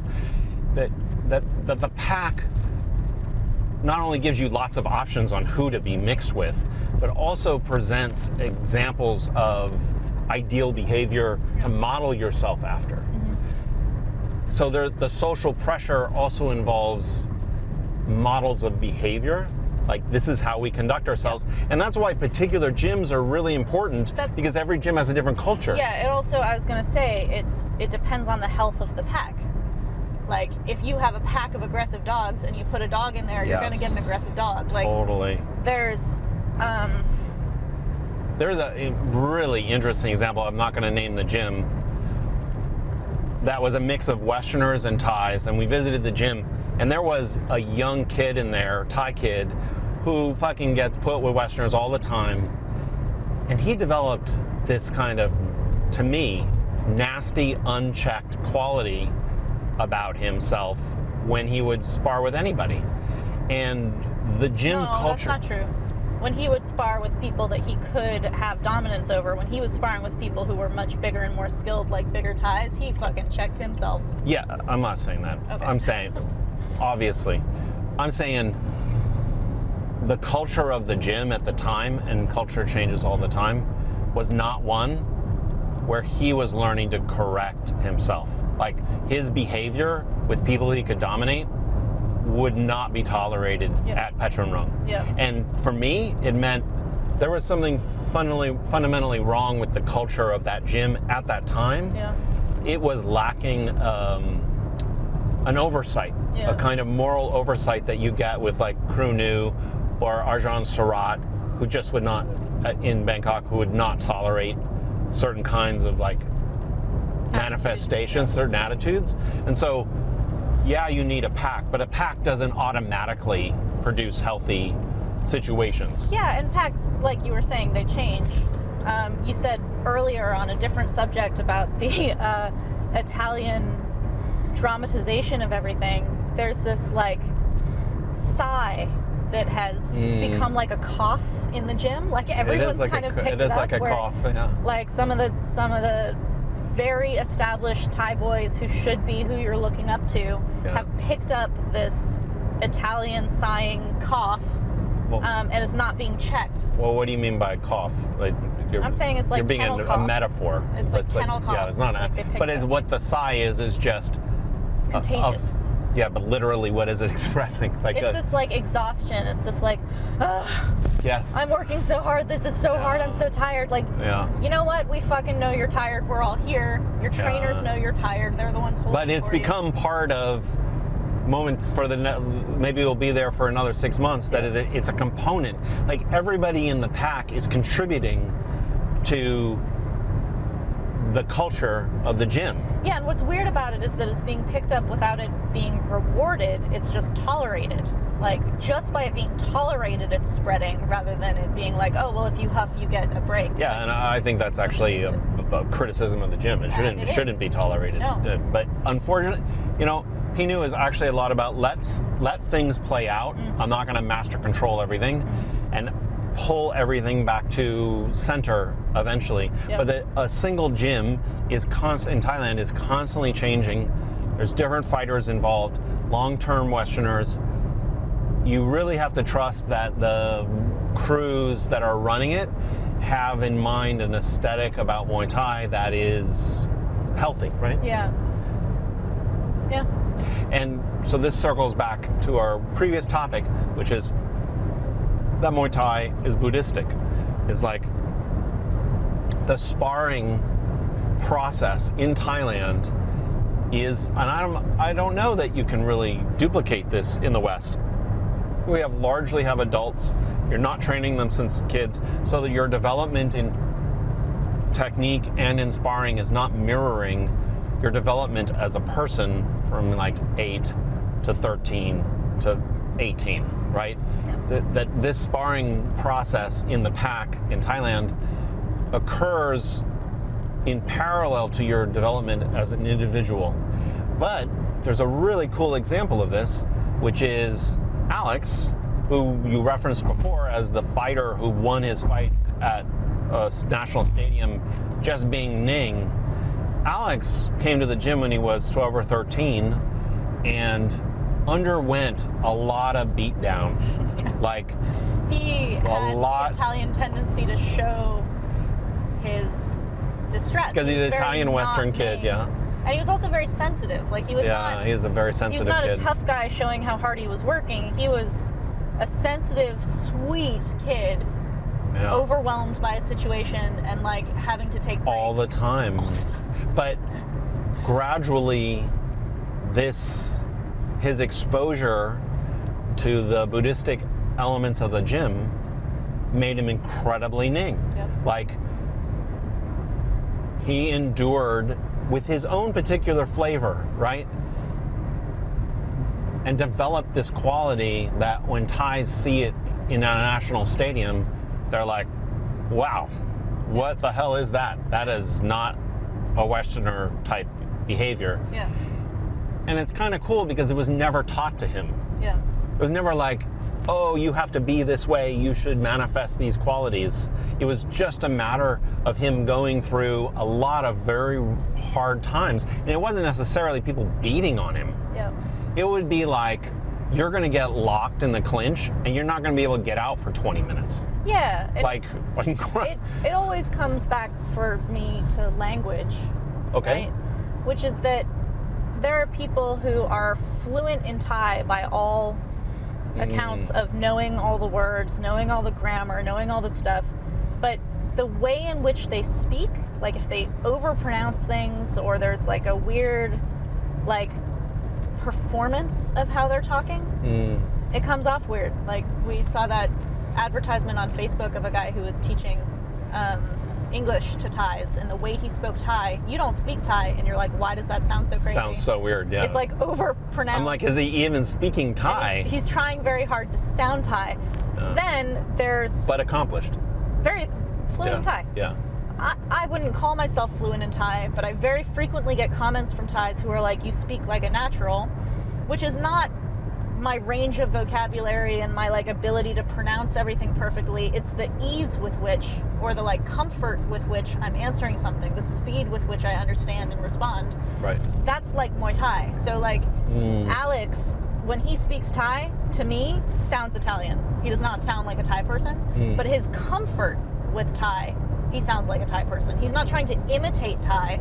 Yeah. He has his version, and that's why when Thais watch him with his Ning, they're like, that's a native speaker. That's not like... We were doing an analogy here. Speaking of Thai and his like performance of Muay Thai. Yeah. Maybe we can link a fight of his in the reading notes. I don't know if we have video of something where you can see what we're talking about. This Ning, this last fight, if we have a video of it, is a really good example of like identifying this quality that is much valued in Thai culture and therefore in Muay Thai. And ultimately it's a Buddhistic value. And Alex is not Buddhist. But he can do it. No, but he's soaked in. He's been at the gym for 5 years, 6 years now. He's soaked in the culture at every level. I mean, he's not just in the gym. He has made friendships with Thai boys, and he's been raised as a Thai boy, basically, by Pinu. And so it's so interesting to me, this quality. Like, he's a very interesting version. There's not that many of Westerners that have been raised as a Thai, and you see the transformation. And we've been lucky because you've been there almost the entire time. We came a little bit after him, and you've seen him like start out as basically a Western kid and just go through this entire process. It takes years. You can't teach this in an afternoon or 6 months. Yeah. So that's also one reason why we're like, yeah, Petchrungruang might be the gym for you if you stay for a year. You stay for a year. If you're going to come for 3 days, it might not be the right gym for you. Yeah. Okay, so let's move on to the next topic. Maybe stop the camera for me so we can check it out, see what would be good. All right, we're rolling. Okay, changing things up, we had a chance to actually continue on with this theme of Buddhistic values, but we'll probably pick that up in the next segment or the one after, but we're going to switch gears in case, just for the virtue of variety. What we're doing is everything we do is supported through Patron. So these are people that believe in Sylvie as a fighter and journalist, and we use the support by patrons, including sponsors, to not only do stuff that only patrons get to see, like the Muay Thai library, but also to do stuff that everybody can see, like this podcast. So we're constantly working on these projects that aim to change the fabric of Muay Thai a little bit. Like, for instance, this talking about Muay Thai in a kind of expansive way, like, let's see how many aspects of life that Muay Thai can touch. That's what these podcasts are about, because that's how we think. One of the things that we recently did was we restarted a forum that you had on 8 Limbs website, and that was a very cool forum for a while, but we ran into a problem where we really needed to invest some money and create this, apply new software that makes it much more functional, because it was running into bugs and things. And so we reinvested in the forum, making it much more easy to comment on and interact with. But that, I guess what I'm really talking about here is the ambition about the forum is to create a different kind of digital space, a different kind of Muay Thai conversation space. It feels like to me that a lot of what the conversation space on Muay Thai is surrounding video breakdowns of technique or highlights of knockouts, spectacular things shared on social media, Facebook or on YouTube, and that much of the conversation is either said by an authority in the video, or people making comments in the comment section, either that something is badass or sucks or whatever, that the kind of conversations being had about Muay Thai are either instructional or cheering in some way. Yeah, and can be a little bit cliquey or like gym culty. I actually wasn't anticipating that one. Where are you going with that? Just that where a discussion is taking place, be it just by the nature of it being someone's Facebook page or something, it's going to be commented on by people who are friends with that space. Well, why would ours be any different than that? Well, because it is not a personal Facebook page. It's a intended to be more of a neutral space forum. We're actually trying to create a safer, more inviting space for women. The internet is not an amazing space for women, so we have a female-only section where women can have discussions there, whereas they will not comment on a Facebook page that other people in their gym will see, because I see what you mean. Then they'll be put upon or whatever the thing is. Okay, well, rather than focus on how Muay Thai is talked about on the internet in general, like, it's not like that's not good. That all serves that's just how it is. That's how that's the landscape of conversation. Yeah. And so it could all be good. Here. Yeah. So we're thinking to ourselves, we're trying to create a different kind of conversation that's also possible, which involves more thought out, more culturally nuanced conversations about the nature of Muay Thai and how it touches life. And part of what that requires is to create a different digital space.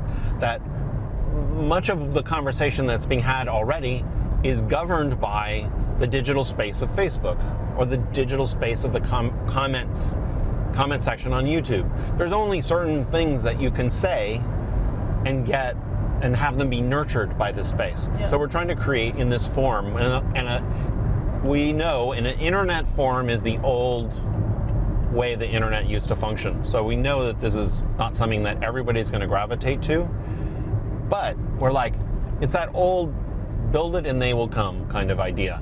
If we create a digital space that could foster more reflective, longer form conversations, those conversations will be grown. And it might not be used by everybody, but we're like, let's just create this space and see what it becomes. Yeah. The reason I brought up how things are shaped by where they take place is that having discussions on my Facebook page is like, we shape this by this being on Sylvie's Facebook page, whereas having it on a thread, taking it to a more neutral playing field. To me, personally, I am not a thread person. Like, I am not a I'm going to go in a forum person. So when Kevin was like, Sylvie, I need you to jump on the forum and answer some of these things and do some of these things, part of it was strategically for me. I get so many personal communications of people asking me the same questions over and over again. And I would love if answering that question could benefit lots of people instead of just this one-to-one kind of thing.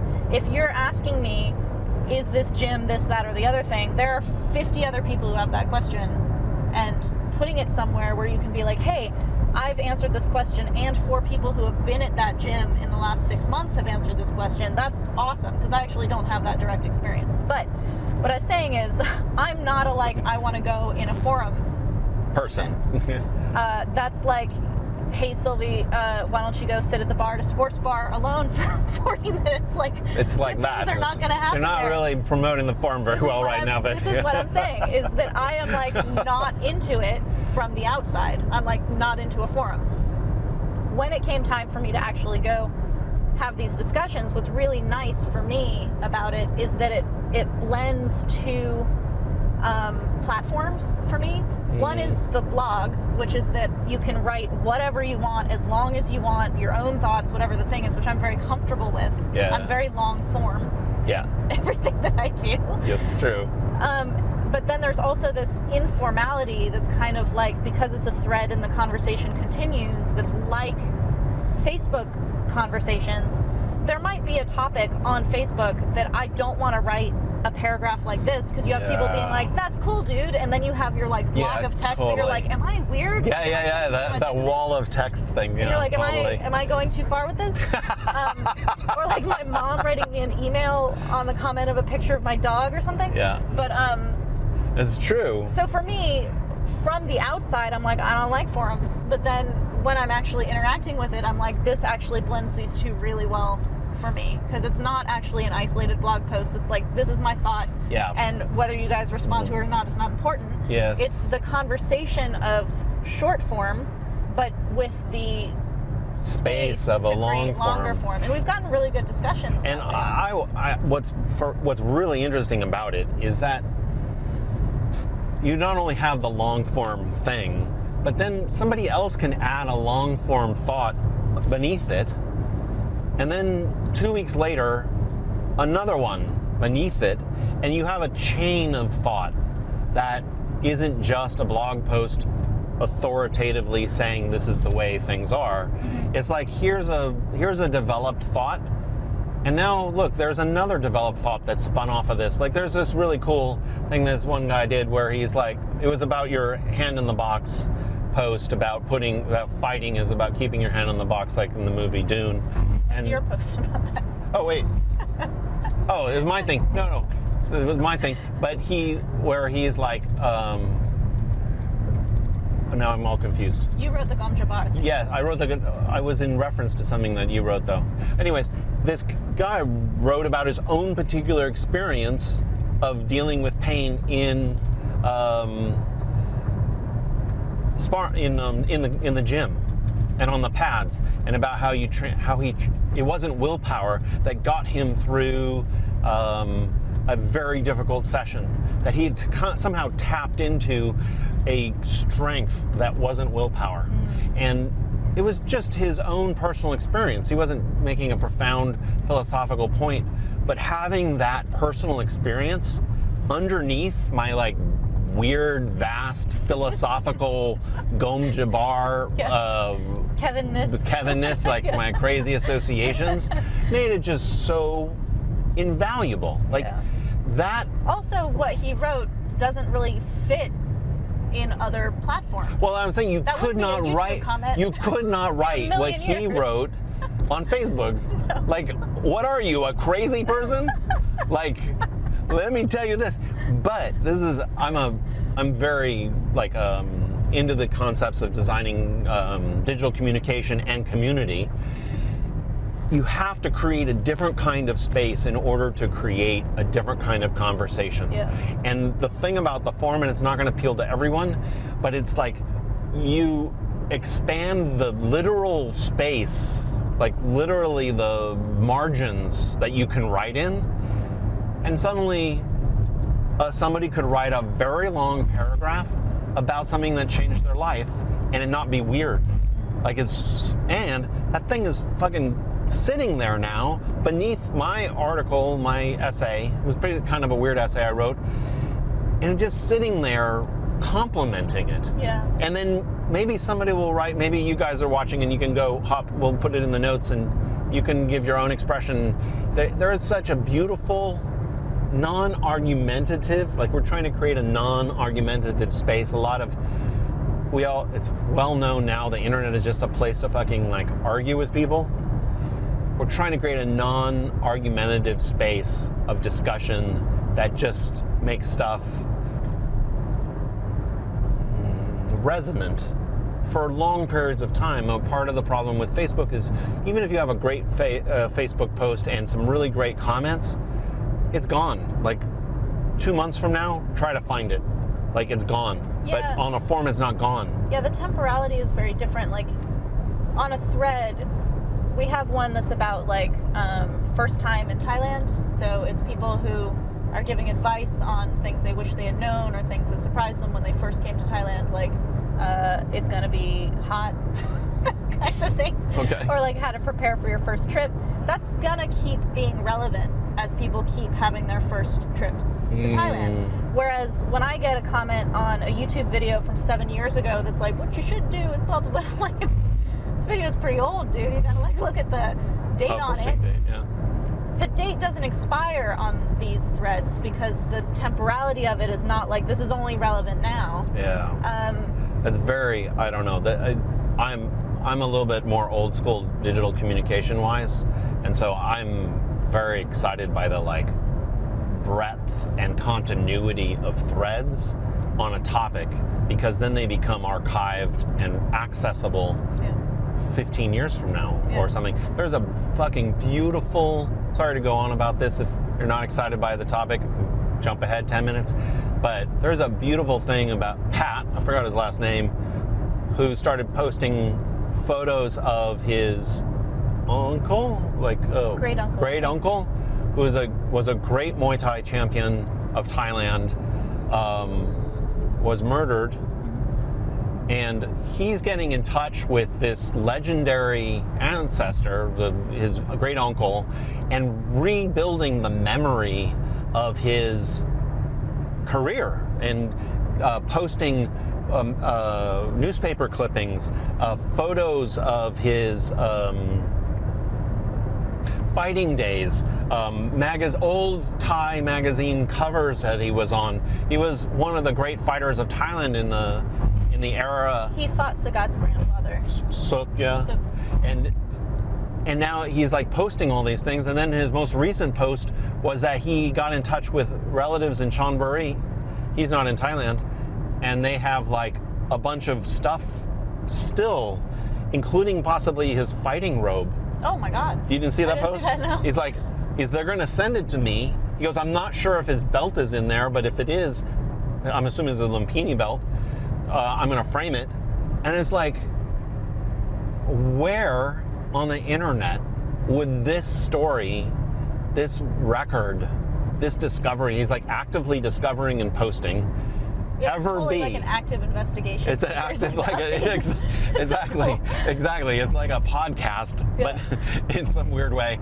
And he's like, it's so very cool to just have created even the possibility of this kind of record. Because at the most, what would happen is he would have posted on his Facebook page a few photos. People that know him would be like, way to go, dude, this is so interesting, and it would just not be anywhere. Yeah. And instead, by being able to create this space, now that thing is like sitting there, and it's a whole history of photos. And I'm like, I don't know. To me, the form, if that's the only thing that the form produced, I'm like, it was worth it. Yeah. It is worth it. But this is the kind of thing, like, if you're watching this and if you're watching Muay Thai Bones, you're like into long conversations about Muay Thai. Like, for people who want little bite size, this is not bite size. If you're watching this, you would probably enjoy many of the posts in the forum. And I'm kind of excited by, one of the side things I'm thinking of doing, adding to the forum, is a sub forum for like finding the right gym for you.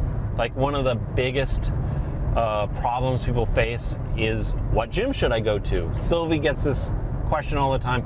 Anyone, if you're online as a Muay Thai fighter, you get this question all the time. Yep. I'm like, maybe we can start a gym finder type service, a sub forum where people identify their needs and their priorities, and then they can get real-time responses from people who are at those gyms. I don't know if this is possible, but this is one of the hardest things to do, is to get real-time or accurate placement of people in gyms. In some regard, almost every gym is right for somebody. Yeah.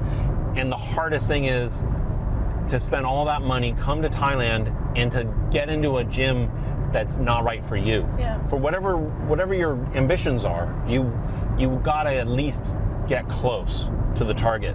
And so we're thinking about maybe using the forum to do something like that. There's infinite possibilities what's capable here. But for me, mostly the forum is about, wow, can we change the way that Muay Thai is talked about? It can still be talked about with breakdowns and badass comments and all kinds of enthusiasm. Like, online community on Facebook or YouTube is a real and a wonderful thing. There is room for and purpose for memes. For memes. Matter of fact, there's some James Poydog has posted a few memes to start conversations on the forum, and they've been the most responded to stuff. They actually led to interesting conversations, like that spinning technique thing. It is interesting because people on platforms that are very like fast-paced, everyone's seen it. Like, the video has gone through, everyone's seen the video, everyone's liked it or mad-faced it, or like, oh, is the Petrosian rematch going to happen, whatever.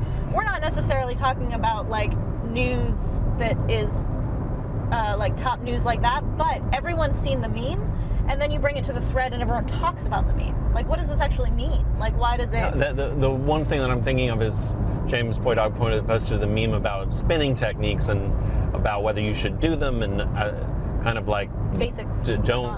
Should you master basics, or should you are you rushing into spinning techniques? And it is a funny meme, right? As it should be.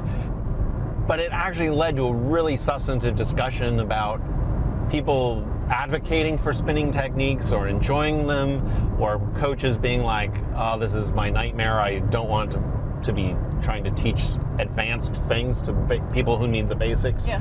But as an example, that a meme, if that was on Facebook, there'd just be like, ha ha ha, couple of comments, whatever, but there would be no expansion of conversation. Yeah. And because it's a different space with different margins, substantive conversation with people in disagreement. Yeah. But not aggressive disagreement. Not like contentious. Yeah, it's not contentious. It's like we have different shades of kind of what we're thinking about. So, I don't know. This was not just about the forum. This is also about how Muay Thai is talked about. And I think all of us want to find more satisfying ways to talk about Muay Thai. Yeah. The forum being one option, but all of us in general should be trying to be pushing for, if you're into Muay Thai, it's because it feels meaningful to you. Like, this is not just a hobby or something. It's like this is touching core values about you in the world, and you can't really draw those feelings out just on Facebook. Yeah. I don't know. So we'll move on to the next topic. Yeah. Sound good? Stop that. Rolling. Next topic. Every Muay Thai Bones, we like to do some technique discussion. technique corner. Technique corner. Now I have to get a graphic that has technique corner tumbling down. Let's see. We'll see. Did the graphic fall? Because otherwise Kevin was being lazy.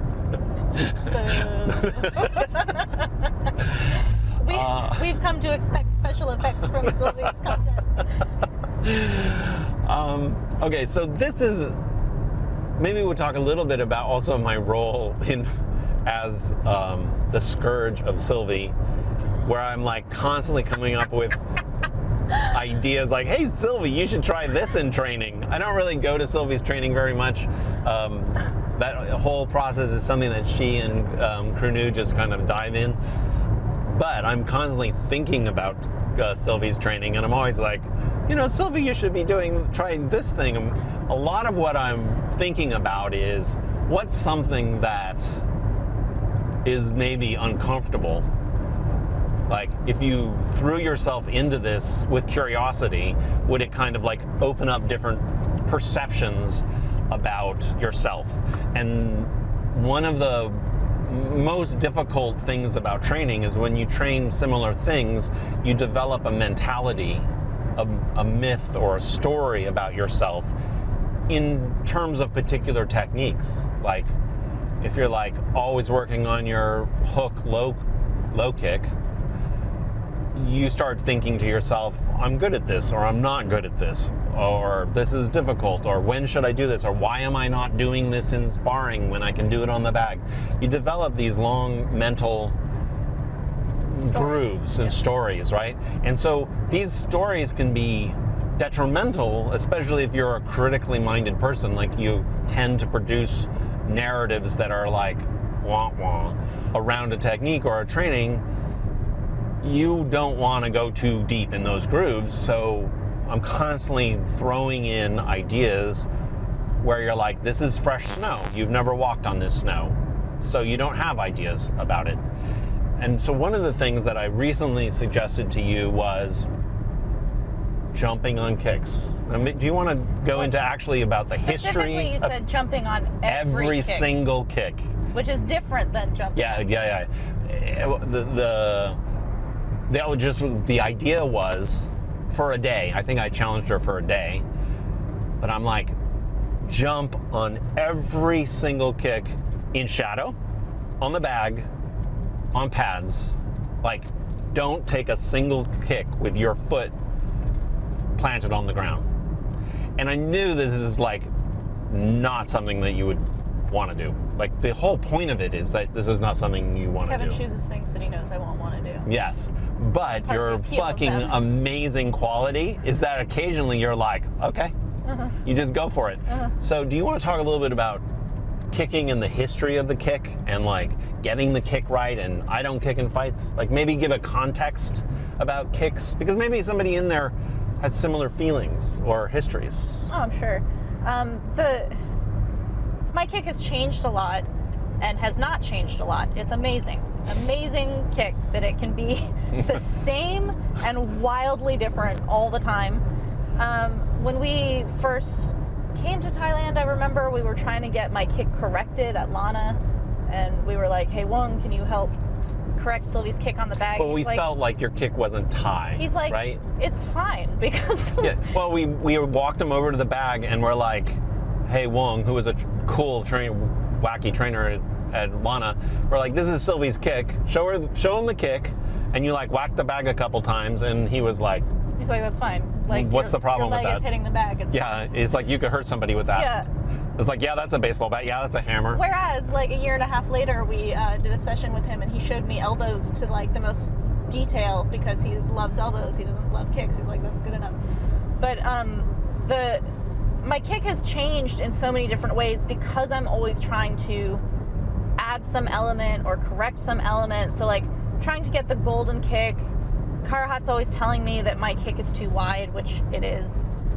Then I was trying to do Arjan Surat's, like, keeping the arm out for balance, and so I had practiced placing my leg up on the ring in order to be able to stop my kick. There's the floating thing. Like, there's all. But I think we're racing through stuff that only somebody who's an obsessive Sylvie person would know what you're referring to. Because we're not actually talking about these things. I'm talking about how the kick has changed so many times because I'm working on different elements of it, but none of those things Okay.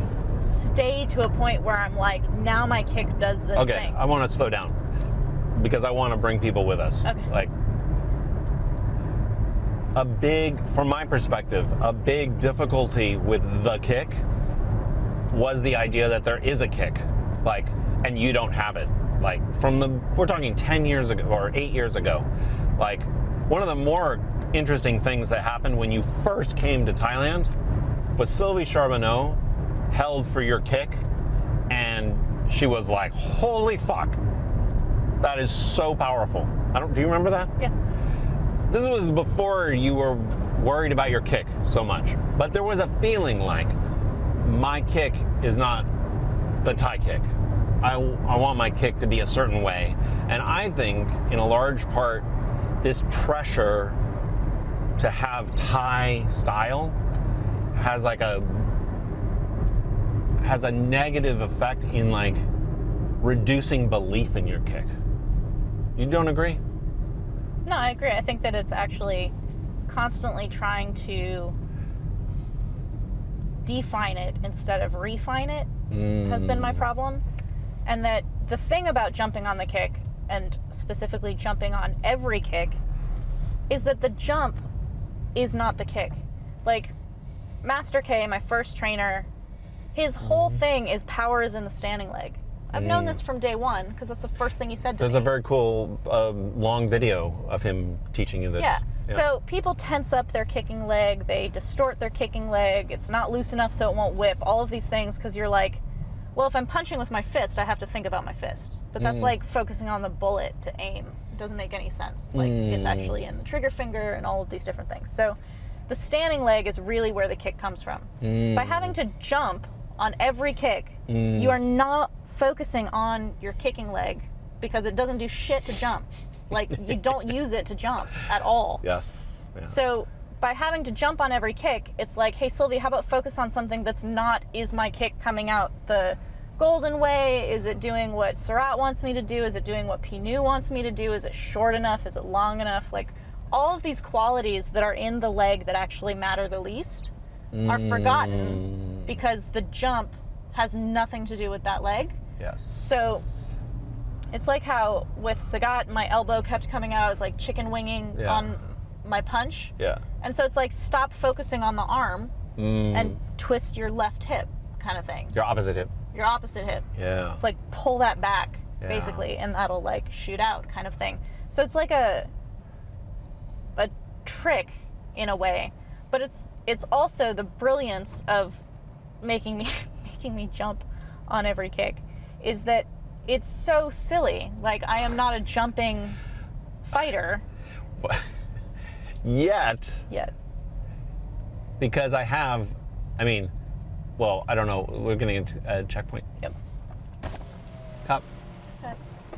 I have this is probably a whole topic to do at another time, but I have a theory that you are an aerial fighter. Like, there is a little aerial fighter inside of you. Yeah, but the point of me not identifying with an aerial fighter and why this is a good thing for me is that I have zero expectations of being good at it. Matter of fact, your expectation is that you're going to be bad. It's like, right? It's like, whoa. It's like, Sylvie, do an impersonation of Richard Nixon. You know what I mean? Like, and I'm like, I've literally seen 2 videos of him. Totally. Like, it comes from The Simpsons. Like, I don't know. Totally. But but so it's by not having those expectations, it's like, Sylvie, do this vlog in Spanish, and it's like, I don't speak Spanish. Yes. You can either be like, oh, I don't speak Spanish, I can't do it, or you can be like, I know 5 words, and so it's gonna be like. Well, you like surrender to it in a way because you don't have judgment. You're like, I don't even know how to jump and kick. I'm not a jump kick fighter. Yeah. And so what's cool about it to me is like, you win it, you're like, okay. And it again, in it being a trick of shifting focus, I've been trying to do this, and you're asking me how it's going, and I'm like, my kicks are crazy. Like, they're stupid. Like, they're very wide and weird and flappy and all of these things. Totally. And instead of it being my kick sucks, they suck because my jump sucks. Like, I can't, like, the problem is not the kick, the problem is this kind of thing. It's a nice little vacation of the sociopathic mind that's like, I'm good. I don't know what you mean. I don't know what you mean. It shifts the focus of blame off of me, which I never, ever do. Yeah, you're always blaming yourself, which is one of the hardest things about training seriously in Muay Thai, I think, especially from the West, is we put so much emphasis on the beauty of the technique that as Thais throw them, that we're yearning for that freedom and balance and fucking power, and we're constantly trying to approximate it. And for some people who are very self-critical, it could be an unending story of failure, and which is painful. What is it called? Pigeon superstition? Oh, pigeon superstition, yeah. This is the belief that, like, you caused something. So we have 2 green lights in a row, like, as we're approaching it, and I happen to have been, like, fiddling with the window thing when that happened, and so I somehow in my mind think that fiddling with the window thing is changing the lights. Right. This is crazy. Like, people know this is crazy. Right. And yet we find little ones that seem a little bit reasonable, like a little bit rational. So what would be an example? My example being, like, oh my God, Samart's teep is so amazing. Okay. No wonder he's so confident. No, his teep is amazing because he's confident. Like, he could actually have a super shit teep, but with that confidence, it looks amazing. So when we're looking at incredible Thai technique, we're actually looking at incredible Thai flow. We're not looking at technique. We think we're looking at technique, and we're, like, fiddling with the window thing, being like, it's because he turns his hip. It's fucking not to do with turning his hip. Like, Karahat has a fucking weird kick. Nobody kicks like him at all. He, like, starbursts his arms incorrectly, like, all the fucking time, but it comes out of the flow of who he is and his confidence, and it's a beautiful fucking kick. It's incredible. I feel like it should only ever be done that way. Yeah, and you almost have to embody the confidence or the musicality of the fighter in order to get to the technique. You can't get the technique like mechanically. Yeah. And to me, this jumping on every kick is for you to just, like, fucking short circuit all the biomechanical things you're trying to do. See, part of the problem with this negative narrative about technique training, and we've talked about this in the past, is, yeah, you might get the mechanics pretty close to the way they should be, but you've also created this whole story about how you suck at it, like, through diagnostic critical thinking, which means you will not ever throw that fucking kick when shit is hitting the fan. Yeah. Because it doesn't feel good to you. And part of training is you have to develop feeling good about something and the capacity to do it. Otherwise, you'll never pull that trigger. And what's kind of interesting, somebody commented on your last fight. They're like, Sylvie's kicking more than she's ever kicked before. It's really cool to see her evolution. 2 nights ago? Your last fight, yeah. On the live stream. On the live stream. Wow. And this was my suspicion, that if you just abandon yourself to jumping in, just like, it can be ugly. I can look ridiculous. I could throw a flop kick. You're training the trigger of, okay, now do this, and then you do it. Oh. And without the critical review, like the grade, right? Yeah. It's a very cool thing to start training. I don't know, you have actually been doing it. How has it felt for you? This is like maybe 2 weeks, 1 week? I think it's 2 weeks. It feels liberating because of the departure from all of the things that I carry around as baggage of what I'm trying to do or not do with my kick. It also has coincided with Pinu making me kick a lot. Like, the measurement of a lot when it comes to Pinu is off the charts in terms of people thinking what something I think that is. You don't blame it on this, but I think it was Namakaboon visiting and emphasizing how much he kicked in his gym when he was growing into one of the great fighters ever. Totally could be. It's like you just kick endlessly. Totally could be. Right. But it's part of what Namkaboon was talking about. The first morning he showed up at the gym, we brought him down for 3 days as part of this Legends in Residence that we're trying to do, of bringing legends to active living Muay Thai of the Thai boys in the gym. like reconnecting these bookends. We talked about this in a previous Muay Thai Bones with Diesel Noi. But the first thing he said is we had just come back from the run, and the boys were doing their pad work because they have fights coming up. And he's like, at my gym, you'd go for the run, and you would do 500 of specifically these kicks that I hate, that we don't talk about me hating anymore. But it's just left, right, like endlessly. 500 of them. Oof. And then he's like, then you lift some weights and you're done for the day. And he's like, the reason you do this is that in round 5, when you're tired and your legs are heavy, you're still kicking because you've done this so many times. It's building that confidence, and through the repetition, building the technique. Yes. It'll like work its way out. But the thing about the way that works is also building belief simultaneously, which is when you do something under fatigue and you just have to get the thing done, like you just keep doing it, your belief shifts. So as an example, I just have this beautiful photo from my last fight from 2 days ago of me checking a kick high. I didn't know my leg could come that high, honestly. Like, it's a surprising photo to me. I'm one of the most inflexible persons I've supposedly ever met. That's a story you tell. It is right? a story I tell. Yeah. And I actually feel like I block quite a lot when Pinu is trying to kick me, or if I like get into my fuck it zone in sparring, or in like round 4 or 5 of a fight. Round 5 of this fight, it was just like pew pew pew, just like amazing, deflecting Wonder Woman. Yeah. Like no kicks landing, and it's because I'm not thinking about it, right? So I have this beautiful photo. A photo is proof that something happened. They're like pics or it didn't happen. It happened. I have a photo of this unbelievably beautiful block.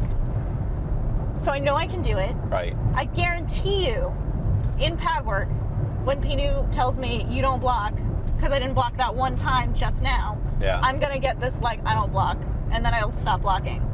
Yeah, you'll tell yourself. Because it goes like this. Yeah. So it's like, I'm like kick, kick, kick, kick, kick in this fight, and then either I say, because I say it frequently, I never kick in fights, or Pinu's being a dick that day and decides to tell me, you don't kick, then I'm like, I don't kick.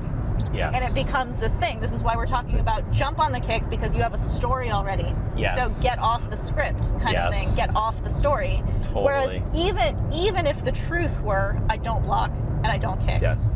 If I stopped saying that, yes, and was like, I block and kick all day, I'm a kicking fighter, I'm Muay Thai. Like, yeah, I don't know what everyone's talking about, this Muay Cow shit. I might start kicking a lot. I have no idea. Like, it's totally possible. The stories that we tell, and that was the idea here, and it actually flowed, just the history of the idea was many years ago when you trained with Adachai. Yes. And Adachai was like, suddenly was like making you do head kicks. You're like, I don't kick the head. A head kick from a squat and jump up position. Like, totally. Insane. But this was like early on in the session. It's, I think it's in the Muay Thai library. Muay Thai library, yeah. But you're like, what? I'm not that kind of fighter. Like, I don't even kick the body, let alone jumping head kicks. No, that's what I could have been like, but that's not what I was like. I was actually like, fuck it, that's not what I do. Exactly. I don't have to be good at it. Totally. You're like, I'm not gonna be good at this, but you fucking were pretty good at it. But what, for me, holding the camera, I'm like, wow, that's pretty cool. That, it's like, if you're asked to do something that you probably should be able to do, but there's a chance of failure, then there's a judgment built in. Yeah. But if you're like asked to do something that you know you're not gonna do, there's like a curiosity and a abandonment to you towards it, where you're like, yeah, it reminds me very much of like skateboarding development. If you meet it with curiosity, there is totally the possibility of like, I can't do that, and you totally shut down, and then none of this stuff we're talking about happens. It's like you hit the brake. Yeah, but just because you hit the brake doesn't mean you could the next time not hit the brake. Right, but you have to at some point be like, well, that's funny. Totally. And there's another thing, that these are the elements that the idea came to me. I'm always thinking about how skateboarders or extreme athletes develop these incredible techniques. Is they're not making incremental improvements on existing techniques. They're making huge leaps. It's like, oh, you did a 360, I'm gonna do a 520. Like, they attempt things where you expect to fucking wipe out.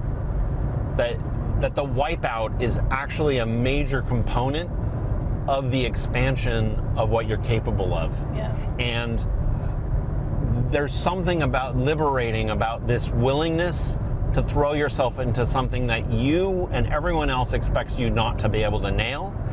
And what it does is it stretches the whole spectrum of what's possible. And at the very least, if you fail 10 times at fucking 520, if that's such a thing, the 360 is not that big a deal anymore to you. Yeah. Like, that was kind of what I was feeling like. Karahat has this beautiful rising chest energy in his kick. I actually, nobody really that we know. Karahat's a legend that Sylvie trains with. I don't know anybody who quite kicks like him, but it's this beautiful levitating chest direction. And the feeling is like, it's hard to force yourself to do that. But I had this intuition that if you were jumping on your kicks everywhere, you're not trying to get the rising motion, but just abandoning yourself to the air repeatedly without judgment will bring you closer to what he does. Yeah, you don't have to do the full, like, skateboard on the rail, but just get the wheels off the ground. Totally. And there is an element in Muay Thai kicking in some schools of thought that all you want is your foot to just slightly slide, Yeah. like, on the ground. Hydroplane. Hydroplane. Just, there's a little hydroplane that they do, and a pivot. They pivot their heel sometimes on this hydroplane. That what it actually does is it puts your full body weight into the kick. Yeah. Like mass sliding, hydroplaning, and suddenly your kick has 100 pounds of mass behind it. Yeah. Instead of 25 pounds of the shin. And it can be deceiving too. Like, it can look, you might actually be jumping in order to trick yourself to do something. And then ultimately you end up not leaving the ground. It's like how Master K was like, throw your body back in order to get your hip forward. The correct technique is not throw your body back, but you use this to get the hip forward. I found it amazing that in this comparison between these two legends, Long Swan, who's a knee fighter, they call him Mr. Merciless Knee. He's in the Muay Thai library. He's in the Muay Thai library. If you watch him fight, he seems like one of the most grounded fighters. Like, he's very sturdy. That's true. He's on his toes all the time. And he told me, fucking fighters nowadays don't get up on their toes, they can't move. Like, like they're basically in mud. He looks really, really grounded when he's on his toes. Silpatai looks like he's water skippering everywhere. He's flat-footed when he throws things. It's crazy. Like, well, what do you draw out of this in the I'm saying that what are we saying? Whatever you think a certain approach's quality is might actually be its complete opposite. Yeah, Long Swan's very light on his feet, even though he's a relentless power fighter in a certain regard. The another component of this jump, just to like to note it, is Arjan Surat teaching you to kick for me. Whereas he is like, he was showing you, I think it's free on YouTube, the session where he teaches you this, where he compares it to like a fighting chicken. It's like, pop, pop, pop, pop. Yeah, he would be like, you know how chickens kind of jump and like flap their wings when they're at fighting chickens, but when they do other things also? He'd like be like that, just kind of like this little pop, pop, pop into the air, and then you kind of like kick and turn your shin into your opponent. And it's actually, this is how Master K years ago used to teach you also. This is an older form of Muay Thai. And the most recent library session with Sifu, when he's making me hook, he's like, get off the ground. Get off the ground. Like, forget about looking stupid for a second and just get off the ground, because then your full body weight is behind it. Totally. And then there's that beautiful photo. There's a beautiful photo of Karahat in this like old style 1970s style kick. You know that one where he's like in the air and he's turned? It's a magazine cover, I believe. Yeah. I'll try to link it in the reading notes. But so circling all the way around, we're like Aerial Sylvie which I actually believe you are an aerial fighter deep down, there's something about kind of like surrendering yourself and stretching yourself beyond even just trying to be precise. Yeah. Right? Is that good? Yeah. Should we go to the next section? Yeah. Okay. Rolling. Yet another, right, getting things in order. Okay, so this segment, it just amazes me how big a topic we take on the Muay Thai Bones. Again, talking about digital spaces, we can take on even more than one giant topic because we can podcast for 2 hours or 3 hours. The road's gonna go that way for another 5 hours. Totally. But it's kind of beautiful that we're doing this driving across Thailand. Like, the Thai-ness of Muay Thai is really a major component of our love of Muay Thai. And so a lot of what we talk about is kind of like concern over Muay Thai losing its Thai character, or becoming westernized to a point of detriment. So this is going to be about the rise of 3-round fights. If you let me do a little bit of an intro on this, a lot of people think to themselves, oh, there's the Muay Thai of the West, right, which is all inauthentic Muay Thai, like our pale version of it, and then the Muay Thai of Thailand, and in Thailand it's pure, it's real, it's the Muay Thai we all aspire to.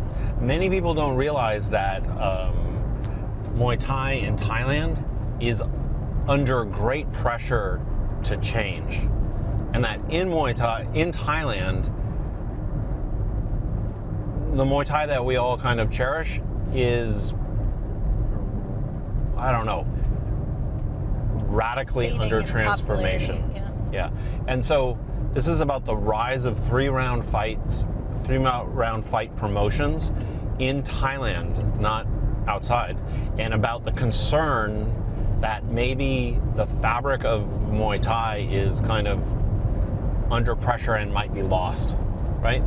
Do you want to maybe jump in with this? I don't know how is this expressing itself? What is? Well, I don't know. I had a little bit of an intro. I'm going to pass the baton. This topic is huge. Like, this topic alone touches on so many aspects and elements of what's happening with Muay Thai, what the history of Muay Thai is, what the traditional versus modern, like all of these different things. Like, Thailand itself, Thai culture and authority itself really likes tradition, and they like protecting tradition, bolstering tradition, being proud of tradition, but they also really, really love being modern and global recognition. Yeah, totally. And international placement, things like this. So, they're like competing. The powers that be are at odds with themselves. Yeah. And so you'll see this in many different forms in terms of what Muay Thai is trying to do. Thank you, babe. And present itself and modernize and stay traditional and all these things. But the rise of the 3-round fight is mainly in vein of modernizing Muay Thai. Right. So they want examples are like Max Muay Thai is a huge example of this. Thai fight. I think less so, but maybe. That Max Muay Thai is famously the most popular form of Muay Thai on Thai television. Yes. That its ratings are kind of off the charts, and the fact of its success indicates to other people putting on promotions, this is the way we should go. Right. And part of its packaging in terms of how it's being talked about of why it's such a great thing is that it has international appeal. So the idea is to get people outside of Thailand watching it, interested in it. They pull in, they like to have international matchings, so it's Thai versus non-Thai a lot. That's their aim for big shows during the week. It's Thai versus Thai because that's who they can grab. But Diesel Noi talked about this in an interview that we did with him probably about a year ago, actually. Okay. But we were asking him about Golden Age Muay Thai versus modern Muay Thai, and he's like, Westerners are catching up in terms of technique. And he's like, as they catch up, the rules change to accommodate them because the rules changed to accommodate them before. So K1 and kickboxing has no elbows because Farang don't like elbows and aren't good at them, so they just took them out. Not good at clinching, so they take them out. He's like, once Farang get good at clinching, it'll come back in. So this like Max Muay Thai style that's called international is taking out the elements of Muay Thai that make Thais so dominant to try to create more of a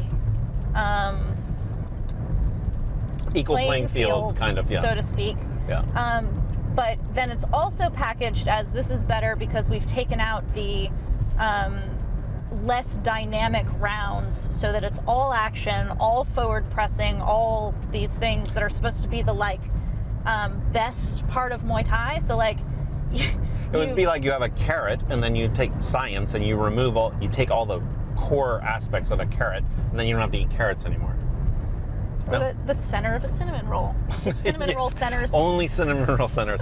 So to give some context, one of the complaints about stadium Muay Thai is that it has some boring components, which is like the first round often fighters will be feeling each other out and which weapons are going to be working, but nobody is actually clashing. And then often or sometimes by the time the fifth round rolls around, you have a clear sense of who's in the lead, and they'll be kind of dancing off the end of the fight. You don't get the last dying aggression type thing, Yeah, you didn't see desperately trying to win the fight You at the last didn't see a lot of dancing off in the Golden Age either, in the way that they do it now. But the point of a 5-round fight and why it's not all forward, all action all the time is that it actually creates a narrative of the fight. So it would be like actually what they're doing with modern CGI movies where you can't track the battle scenes because it's just put all the Avengers in all at the same time kind of thing. Yeah, it would be like if you only showed the middle 60 minutes of a movie up to the battle scene and that would be it. Cut out the characters. Cut out the plot. Just have the car chase scene. Just car chase. My favorite. Well, I feel like we're like floundering a little bit on this because there's so much involved in what's maybe problematic about this move. And it's hard to get your head around all the things involved.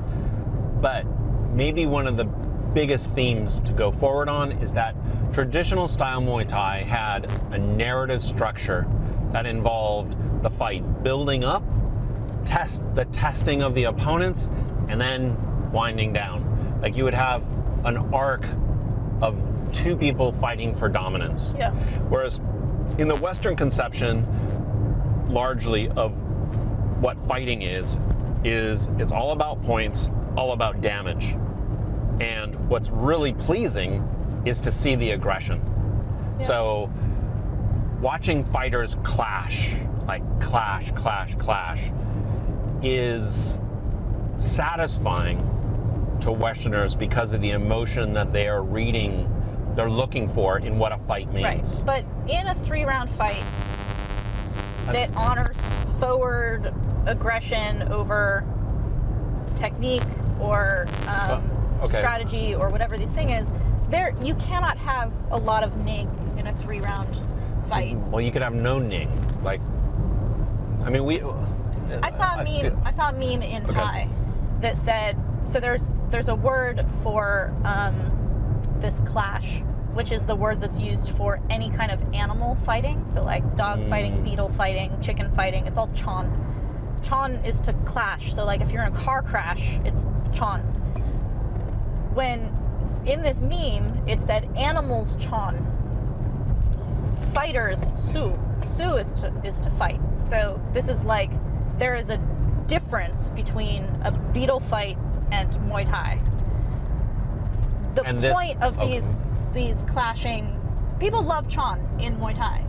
Gamblers love chon, but there are moments of it. It's not the whole fight. Right. So you're basically taking out the parts that aren't that. I feel like we're like bouncing around in a weird way on this. Say what you want to say. We were there when Max Muay Thai moved into its new stadium in Pattaya. We live like literally behind it. Yeah, we're like a 15-minute walk from it. And Sylvie even fought. She was like the only female with her opponent, Mung Singju, for a while. The only female opponent before they decided women shouldn't be fighting at the stadium. But we were there in the very beginning when Max Muay Thai really took on this place. And it was amazing. There were rules given to Thai fighters, right? If you go backwards, you will lose. Yep. It was written out because Thais could not understand that going backwards was not a form of dominance. Right. Going backwards expresses Ning, which is a core aspect of what makes traditional Muay Thai what is Muay Thai. Max, but not just Max, all these 3-round promotional fights. Lots of female fights are 3 rounds. There's not one example of this trend. Was really about removing the Ning, much of the Ning, in fighting. And in removing that Ning, that Pacific quality, they're actually removing it at the level of what scoring is, in order to just create a 3-round car crash, which will excite audiences. Is that fair to say? Yeah. Okay. Okay, go ahead. I'm going to make 2 points that are not necessarily directly on that, so go ahead. Okay, well, so I guess the point to make is that the nature of the 3-round fight, as it's developing in Thailand and getting great ratings in Thailand, is to remove some qualities from fighting that are distinctly Thai.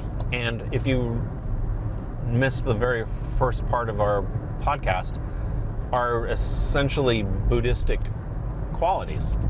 So the Buddhistic quality of Ning is not completely removed, because I'm sure a calm-faced fighter is kicking someone's ass going forward is still appreciated, but it's strongly kind of legislated against in the style, this international style, which basically says that you cannot win unless you're moving forward. So forward aggression becomes a defining quality of victory or loss. This is, to me, tearing at the fabric of the Ning and the Buddhistic qualities of what make Muay Thai what it is. And it turns it much closer to kickboxing, Western kickboxing, with elbows. Yeah. Right? Okay, go ahead. A couple of things. One is that Max Muay Thai in particular, but also a few of these other promotions, when they are 3 rounds like this, use language that actually differentiates it from Muay Thai. Max Muay Thai is called Extreme Muay Thai Entertainment. Well, it was at some point. It was like printed on the side of the ring, right? But this is not just how they're presenting themselves, that this is entertainment, like a show, rather than like the King's Muay Thai or like Arjan Surat's Gentleman's Muay Thai. It's literally sanctioned by a side part of the Muay Thai authority. They have different sanctions than a different sanctioning body rules over these kinds of fights rather than traditional. So if it's cumbersome, difficult, expensive to get the Muay Thai authority to sanction your show, you make it a 3-round fight and you kind of sidestep it and you can like do it that way. That might be one of the reasons why female cards are so often 3 rounds. But I think that's mainly because they want to put more fights on when they have TV time or something. It could be, but I think the largest thing is this Chan cutting only to the action. This is what drives me crazy though, is that it's not the same thing. Like you can't say it's Muay Thai, we've just taken these parts out. That's like saying the 400-meter dash is a marathon with the boring parts taken out. It's not the same sport. It's not the same event. They're both running, but they're not even the same training programs. Like, it's not the same thing. Yeah. I don't like 3-round fights. Okay. But we want to talk about why you don't like them, not just that we don't like them. It's so hard. Okay, part of the reason why 3-round fights are on the rise is Muay Thai in Thailand suffers a demographic problem, which is older and rural audiences are those that enjoy stadium Muay Thai, what we would think of as stadium Muay Thai. The generations that are younger than that are exposed to a much wider view of entertainment options. Many of them are soccer fans.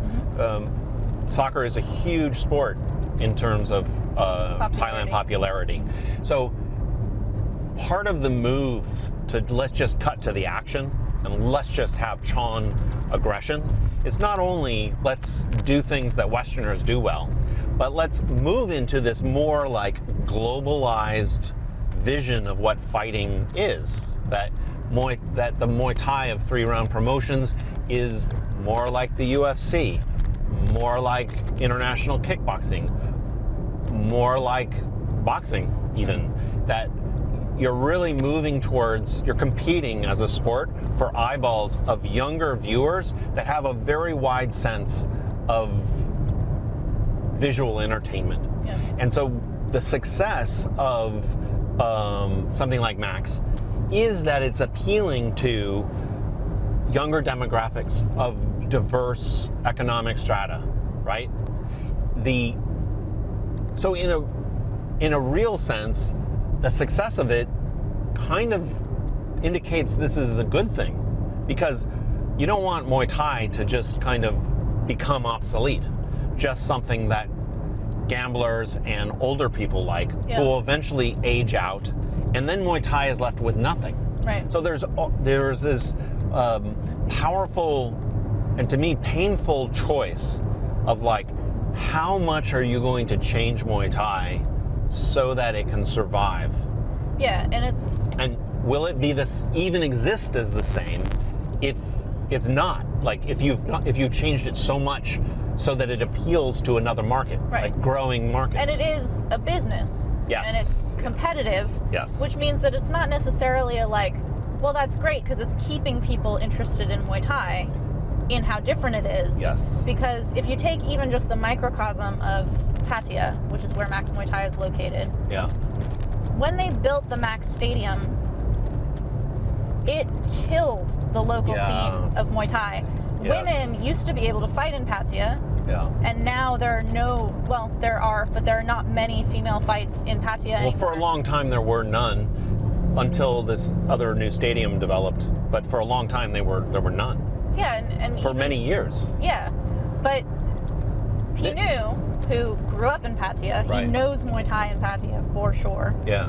He says that what happened is that Max Muay Thai, which has TV contracts, so they have sponsors, so they don't necessarily have to sell tickets the same way that like the local stadia would. They let gamblers in for free, which no other stadium did. Oh, really? So gamblers were like, I'm not fucking paying to go watch Muay Thai if I cannot pay to go watch gamble. I've got an extra 200 baht to gamble with rather than paying my entrance fee. So Max Muay Thai lets gamblers in for free? Max Muay Thai lets gamblers in for free. No other stadia did. Interestingly, in Chiang Mai, where gambling is not a huge thing, as much as it is down in other areas, they always let Thais in for free, and then they built a new stadium where boxing stadium. they charged. Yeah. That didn't work for very long. No. Those gamblers wouldn't go, and now they're allowed in for free. But for the first 6 months to a year, they were charging Thais, and it didn't work out. So the success of Max Muay Thai in Pattaya locally is to the detriment of other Muay Thai in the area. Did not just inject this great thing. Well, it's a little bit like the mall that you build and it kills off all the mom and pop shops, local business. all the local businesses. Yeah. And and it's not necessarily because the gamblers are I love the 3-round action fight. They do, but they're let in for free. It's not A, B, I love this style more than the other ones. They're saying that Max Muay Thai is the most popular Muay Thai program on TV. It's also got an awesome time slot, when people are... Okay. Yeah, but if you gave that time slot to Raja Damnar, it would not be as popular. That's true. The truth of the matter is, you have, if you care about this, you have to accept that the Chan aggro, to me it's like aggro fighting. You're celebrating the display of aggression as a primary value, which is basically non-Buddhistic to me. That there is real marketplace appeal for that. Yes. And ultimately, that marketplace appeal is because of a culture that's really not Thai culture. It's global, international culture of the celebration of aggression. The same things that make the Avengers movies, which I love, popular in cultures all over the world. Yeah. Much of that has been said by these international blockbusters is because they are so action oriented in literally what is on the screen. They can be translatable into China or India or Europe. You don't even have to really, they transcend culture. Yeah. Because there's a culture of action. Yeah. And that action, emphasizing the action and the violence, becomes kind of part of this whole kind of stimulation of the common denominator, in the same way that Facebook posts that get people enraged permeate through the algorithm. Yeah. There is a feeling here, to me, that in celebrating, by moving Muay Thai towards these kind of westernized values, which are really globalized values, you are participating in this kind of adrenaline spike of entertainment. And it's a trend. Everything is an adrenaline spike. It's a trend that is not easily countered. Reversed. Yes. I was actually just thinking to myself, I'm old enough to remember when The Real World first started, and part of their tagline was, when strangers stop being polite. Reality TV has become so prevalent that you're wait, are people polite to each other on TV ever now? This is normal. Well, because yeah. it was inexpensive. You didn't have to have writers. You could edit it really quickly and put it together. It was scandalous to have people screaming at each other and naked on TV, and now that's totally the norm. Yeah. And it's not because this is the way that culture should go or something. It's it was cheap and popular, and now it's pushing. And those adrenaline spikes travel the furthest in media networks. Yeah. You can cross boundaries with this. It's kind of an invasive species. It's like a grass that can fucking grow like crazy in any climate. And what's concerning to me is the feeling we might be losing some very precious aspects of Muay Thai, which are things that we actually talked about in the first part of the podcast. There's an interesting historical anecdote about this, which is Wansong Chai, considered probably the greatest promoter of Muay Thai ever. The man who raised its level promotionally in Thailand and was brilliant at creating these narratives. Pinu was a Wansong Chai fighter. Yep. He was a femur defensive fighter.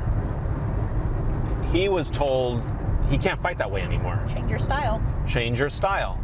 Wansong Chai was maybe, I don't know enough about the history of Stadium Muay Thai, but maybe the most powerful version of this, the one who created the aggression fight style, but on a smaller scale. Like, people were not chawning, but he discouraged the tendency for more technical fighting. He wanted clashing. And so he was really good at finding opponents whose styles were clashing. Yes. Right? And we heard from Arjan Surat, he goes, back in the day, there were two kinds of scoring. There was Raja Damnern, which was technical, and in Lumpinee, you could not win going backwards. So at that time, the max Muay Thai of Thailand was Lumpinee Stadium. Do you know what I mean by that? Yeah. Like, what was interesting to me is why Wang Sung Chai's promotional genius, which actually ended up producing many fights which are still on YouTube and exciting. And produced Deckers as a phenomenon. As a phenomenon, yes, which was his creation, was the fighters, not Deckers, but the Thai fighters that were fighting in this more aggressive style were incredibly skilled. Yeah. They grew out of a foundational base in the Golden Age of great fluency. So that when you are like, you have to come forward, we heard that Sang Tianoi was a big favorite of Wang Sung Chai because he always came forward. He fought in the style that he wanted. But because the skill level was so high that when you told him to come forward, you still got amazing Muay Thai. But with the degradation of Muay Thai just systematically over many, many years, fighters are not as skilled as they were in the Golden Age. And now with Max Muay Thai, they have to fill cards every night.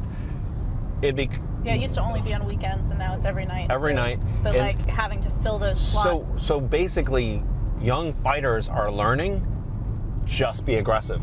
Like, what's that? That's the time. Okay, let's stop this and continue on. Are we rolling? Yes. Okay.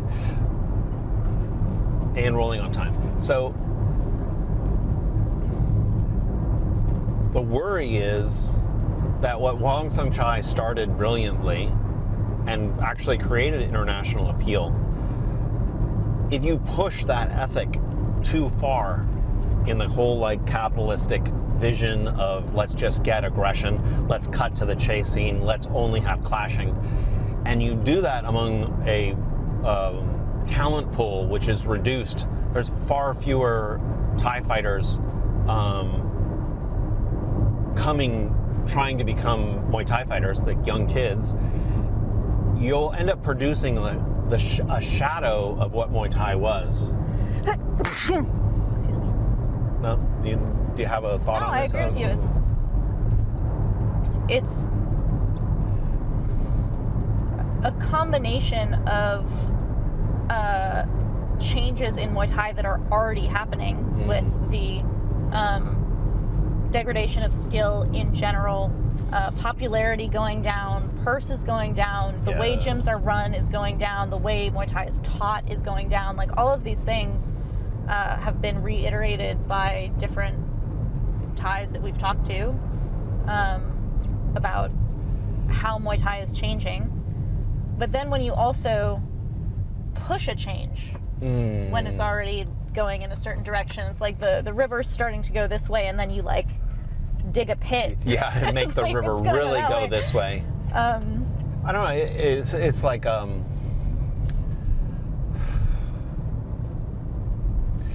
part of the problem, or an aspect of the problem, is that as much as Thailand Muay Thai is very tradition bound and people celebrate their tradition, there are also endless number of Thais, promoters and whatnot, for which Muay Thai is just a business. Yes.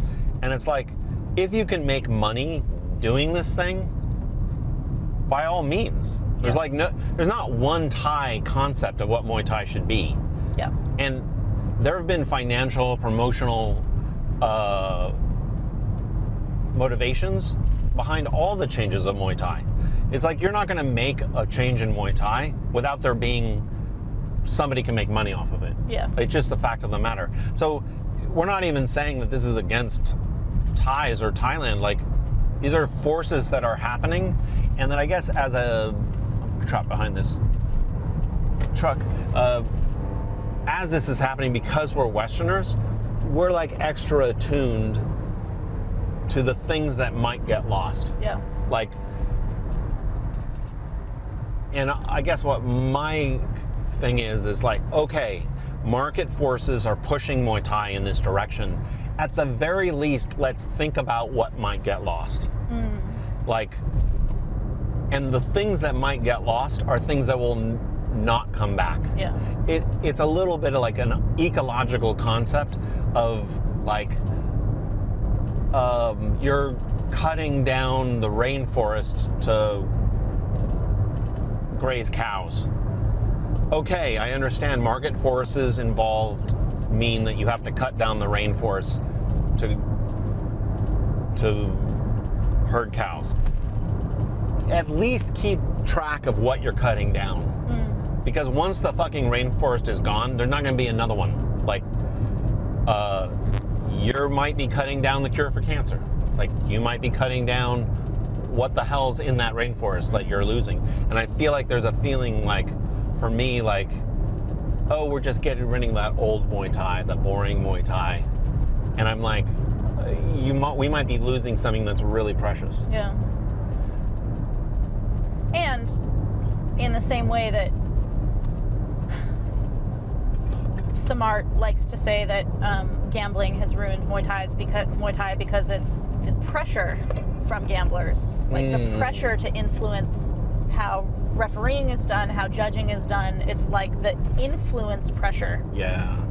That is the nefariousness of the popularity of these 3-round shows, is that it puts pressure on how business is conducted, how the art is conducted, how people are taught. Muay Thai is alive. Muay Thai is living. It changes. There is no like everything should stay exactly the same. We are not saying that's the way it should be. Muay Thai changes. Pinu, being someone who raises young boys to be stadium fighters and champions, he has to keep his finger on the pulse of how it's changing, because you want to win your fights. So you can't be like, well, the way it was done in my day is this way, so you have to do it that way, because it's not scored that way anymore. So you have to make changes. Yeah. So there was this contentious moment when Nam Kabun came, because Nam Kabun has a set of skills that in his day were incredibly dominant and Bank would actually be really good at, but doesn't get points anymore. Like, it doesn't work in modern Muay Thai anymore. It won't win. And so there's this like, well, you should do it anyway because it's traditional. No, you're going to lose a fight doing that. So training your fighters to how Muay Thai is done is a fact of Muay Thai. If it becomes 3-round fights where you're always pressing forward, where the this, that, and the other thing is not important, that's what they will be taught. Yes. That is what gyms that make a living and make a life out of Muay Thai, they have to go in the direction of that current. Well, I want to give an example, which heightens what we're talking about, which is, and we witnessed it, was PTT was raised as he's a star on Thai Fight now. He was raised as a Thai fighter, stadium fighter, top stadium fighter in the gym of Petchrungruang. As he developed as a Thai fighter, was a kind of like slow, methodical Muay Thai fighter who kind of like boa constricted his opponents. Diesel. Like, it was Diesel's faster paced than him. He was kind of a molasses like thing that would just get a hold of you and then produce this like dramatic moment in the 4th or 5th round where you just succumbed to him. It was kind of amazing. It was like slow motion excitement. It was so weird. Incredibly weird style. And he came out of lots of failure as a kid. There's stories of him going on long losing streaks and nobody believing in him, and Pinu stuck with him and he became a star. and he had a huge coming out moment when he won a lot of money on an Onnoy tournament. He then, for various reasons we don't want to go into, got pressure, left the gym because he was on the cusp of stardom. And the question that was bubbling was like, is he going to go for a Raja Damnaran belt, right? He was like second or first in line to fight for the belt. He was right at the cusp of it, and instead he became signed to Thai Fight. Thai Fight kind of had the promise of big contract, big money. What's so interesting about this example is because he was moving to Thai Fight, which is kind of a circus in a way, like... It's where older fighters go to semi-retire. It's like when you're out to pasture. Yeah, but to put on a show about how incredible Muay Thai is. Like, Sanchai puts on fucking... Basically, it's a traveling show, like a circus of Muay Thai against Westerners that just have no idea what the fuck's going to happen to them. It's like a kung fu movie. PTT went to another gym and utterly transformed his fighting style. Like, he became the opposite of what he was. They basically turned him into a jumping elbow machine. Like, something he would never do in stadium Muay Thai. Fucking, like, throw 20 elbows in a round. Huge, clashing style. And he was fucking, like, wrecking Westerners. Because he was put against opponents where that would work. If he tried to do that at Lumpinee, no fucking way. Yeah, it would not fly. And it would go against the aesthetic, he would win. The transformation of PTT is really like indicative of what we're generally talking about, is that he basically left stadium Muay Thai because there wasn't enough as high a future for him, and he basically turned his fighting style into a comic book. And it was pretty fucking spectacular, I have to say. It is kind of amazing, but it's a little bit like when you're building a boy band and you need the one who's like the big brother character, or like the tough one, or the girl band where you're like, you need the posh one and the slutty one or something. But he just became very one-dimensional, maybe? I don't know if you would even it was like use a that cartoon. term. It's like a cartoon. And it's like you're the smashy character. Yeah, but a lot of people are smashy on Thai Fight. Like, I don't know if he was filling in a particular thing, except he was a young star fighter. He was a rising. How young he was. He's very young, because a lot of times Thai Fight is like accomplished top fighters that then kind of like graduate into the circus tour in the way that like gunslingers then became part of like the Western, what was that kind of thing? Like Annie Oakley kind of thing, like touring after the rodeo shows. The rodeo shows, kind of like they'd even have Indians versus cowboys, actual Indians versus actual cowboys from actual wars, acting out their wars 10 years later. The idea though is, wow, stadium Muay Thai and then TV Muay Thai. Yeah. Like TV Muay Thai designed for mass consumption. And the concern is that, well, what are we losing? And I guess something I wanted to talk about, what was our time on this? 15 minutes. I wrote an article, we'll link it, about the essences of Muay Thai, like what makes Thailand Muay Thai different than everything else.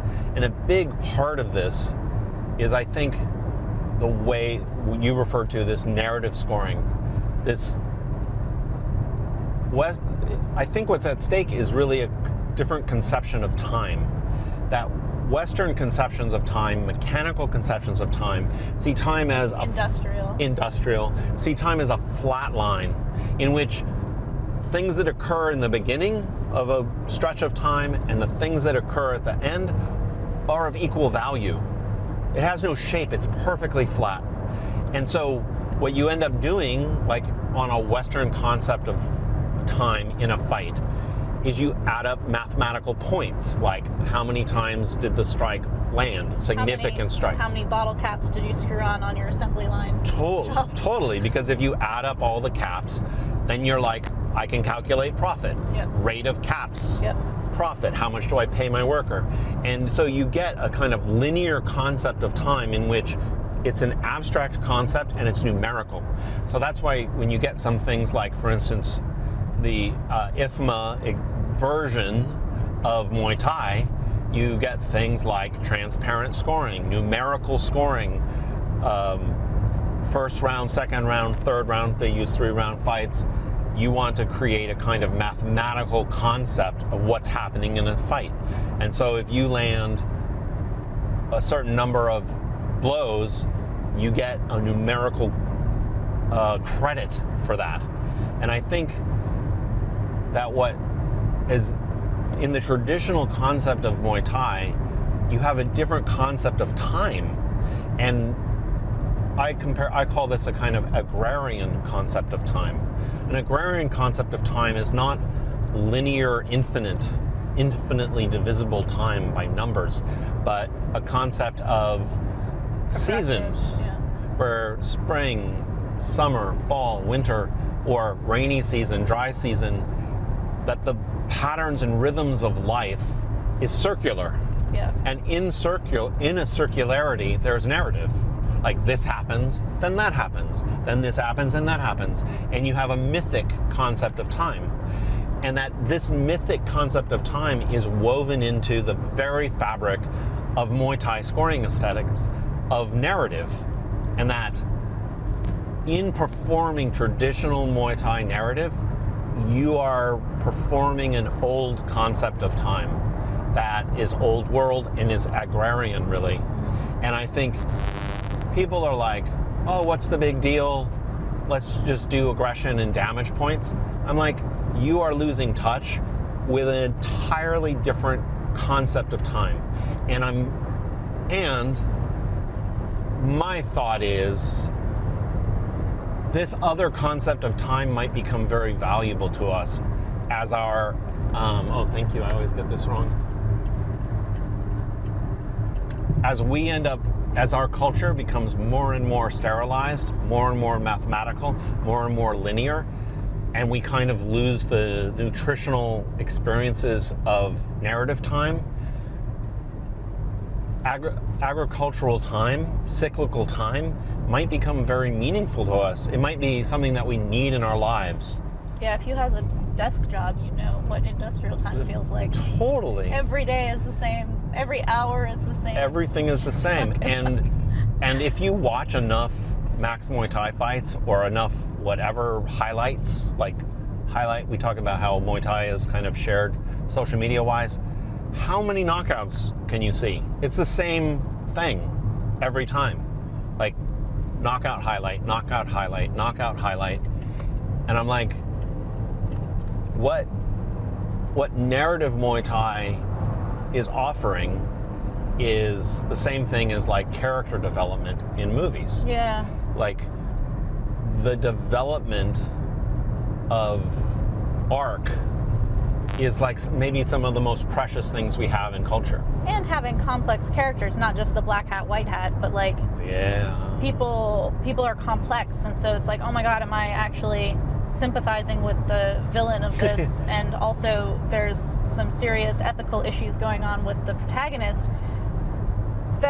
That's good cinema. Like that's interesting cinema, rather than like now we're making the third in the series of 9 that tell the same James Bond story over and over and again. But there was an interesting Bank just fought. His name's Thongchai Petchrungruang. He fought against a ranked fighter, so this was like a really big fight for him. There was like Sanchai and Bukaw in his opponent's corner. Oh, yeah, this is a great thing. It's like a big thing. So in this fight, you have to watch the entire fight. Bank was doing great. 3 and 4 got real fucking hairy, and he decided to go into a kicking war with this guy that he was not going to win, and then he ended up knocking him out in round 5. Yeah. Very exciting fight over the long haul narrative of how the fight went. And in the 4th round, his opponent took control of the fight in a very Ning way, like a very Thai way. And he I make fun of Karahat regularly for having a kicking war with Sylvie, because why would you kick with Sylvie? And he's like, what else was I supposed to do? Bank getting into a kicking war with this guy is like, how did he rope you into that? Like, what Jedi mind trick did he use to rope you into he did. The kicking He war fucking Jedi mind tricked him. He had been winning before. Totally. Again, Bank wins with the knockout. So here's what happens in the way we digest media in the world now. Yeah. Bank's literal 3-second left hook knockout becomes a little clip meme. Doesn't tell you anything about the fight, but you see this awesome badass moment with his walk-off, and you're like, oh my god, Bank is such a stud. He's amazing. He's getting all these like wonderful compliments on Thai forums. I just went up to Chiang Mai. Before it was like, oh my god, do you know Angie? Because she was the superstar of Petchrungruang. Now people are like, did you see Tom Chai's fight it? Yeah, I'm like, yes, I saw it. So that's Bank's version of his like badass moment that's just the knockout that tells you nothing about the fight. Yokkao, which is the gym that his opponent came from, put up a highlight of how anything can happen in a fight. You're winning and then you get dropped, blah, blah, blah. They clipped in the shortest clips possible, basically a 1-1-1-1 of all the times that their fighter kicked Bank. That also does not show you how that guy was winning that fight. Yeah, the guy was winning it with kicks, but that's not what was happening. No, he wasn't winning it. Well, he was winning it through Ning. He had transformed Bank's aggression forward into ineffectiveness. It was not the kicks he was landing. It was the Ning with which he was handling Bank's aggression. Bank's aggression didn't change, but what this guy did made it feel different. Yes, you were it like, was so. oh, he's like trying it was to catch so him beautiful. It was so beautiful, and you can't fucking highlight that. No. That's the point. Is that Yokkao was like, whoever's running their social media was like, we have to show that our fighter was winning, and he was winning. Like, that was going to be a walk-off win, kind of, if Bank didn't catch him with a hook late. They were exactly right that their fighter was winning, but you can't fucking highlight the nature of his winning quality. And Bank's version of Ning, which is not the same as Alex's version of Ning, it isn't really It doesn't Ning, really have it. Yeah. But his like, I'm just gonna keep going with this thing is what allowed him to have that moment for the knockout. If he had been like, oh, I'm so defeated by this chasing, maybe it would have looked very different and it wouldn't have happened. Yeah, I don't attribute Ning to Bank very much, but I know you want to. But it's like, it's that same, it's not the whoever's going forward wins, but he has to not like. Okay. Yeah, but it's aside from the point is like it was a stadium fight under still Thai aesthetics of narrative development, and Bank won with a knockout, which was a highlight, and it's suitable for a fucking highlight on Facebook, and he got good credit. And Yokkao, which is a Western promotion, Italian, they tried to communicate the fact that their fighter was actually winning the fight, but because highlights do not serve the nature of narrative storytelling, it was kind of a ridiculous highlight. It wasn't like it looked like you were just clipping together random 1-second kick moments.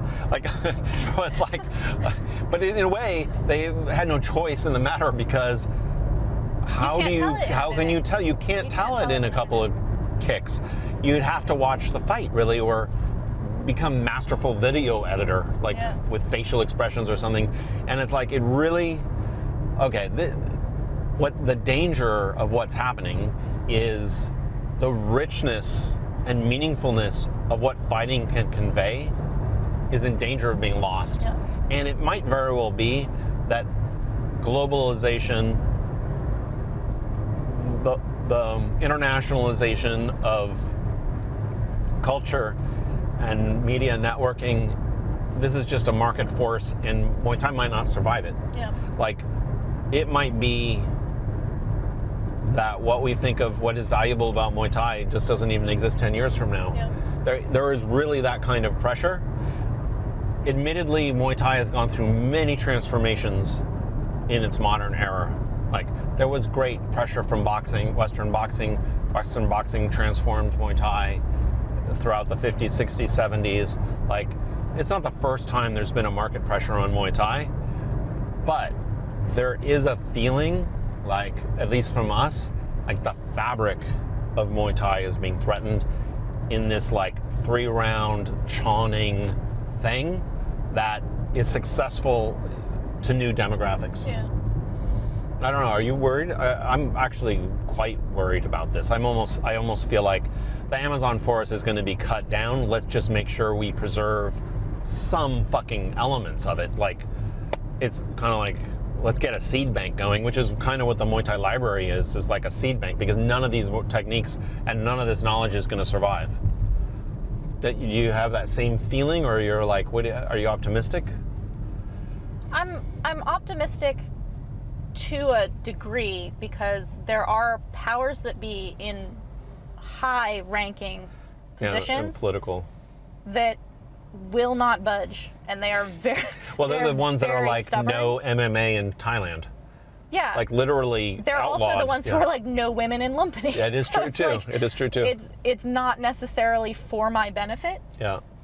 to keep those things the way that they are, but I think that there are enough hard-headed Well, this is the problem. type This is the things. problem. If you're going to try to save Muay Thai by being like no women in Lumpinee, Yeah. but all the techniques are going to go, Yeah. and the scoring style is going to go, What have you you saved? saved the wrong part. What did you say? You saved the wrong part. I think, honestly, as you move towards international expectations, you're going to have to embrace some non-traditional elements in order to save others. Mm-hmm. Like, a perfect example is Max Muay Thai, when it started, was like, we're going to totally wreck all the traditional fabric of this thing, but we're going to be like, no women fighting. And, that's right? traditional. Yeah, like, we're going to be traditional in this way. Yeah. No women fighting. Yeah. It's a way to anchor what you're saving and what you're changing. Mm-hmm. And it's like, so the new Lumpinee Stadium, totally different stadium. It's only Lumpinee in name and in organization. No women fighting. No, they put up signs, no women touching the ring. We're going to preserve this one important thing. And we're like, okay, if you're going to make concessions to the West, make equality a concession, but preserve the fabric and techniques of the art. Like, let's maintain the traditions of what it was. What it was not principally no women. Yeah. So I guess our arguments are, yes, towards modernization because it's inevitable, but let's be more choosy about what we're going to change and what we're going to preserve. Yeah. And I feel like a little bit with this Chan 3-round thing, I don't know, it feels a little bit like we're losing things without realizing it. Yeah. Most women don't fight like that, so. I don't know what that means. Women, just by being the kinds of fighters that they are preserving the older ways a little bit. Yeah, it's a weird kind of thing, is that female fighters almost have a draw to the more traditional elements, partly because they're not traditionally included. So, like, you have a draw towards more traditional elements, like we're preserving the older fighters of the golden age. Yeah. Like, rather than women just kind of effacing tradition, it's women might be in part the leaders in embracing tradition. Yeah. Yeah. It's kind of cool. Okay.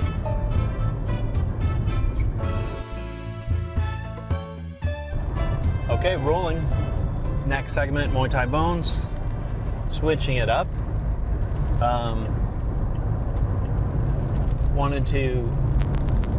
A really big kind of personal event happened for you, and it ties in with some larger Muay Thai cultural elements, so it'd be a great thing to kind of talk about. But I don't know how you want to enter this. the event itself, or build up some context of I can things? build up the context. You can talk about the Okay, event. sounds good. You want me to start with the context? Yeah, start with the context. So for years at the gym, we were talking about PTT before. He was raised at the gym, kind of was like given belief through years of not being amazing, and then turned into the superstar. And when he won the Amnoi Isuzu tournament, got 1 million baht, there's this huge celebration. Pinu like threw a party for him.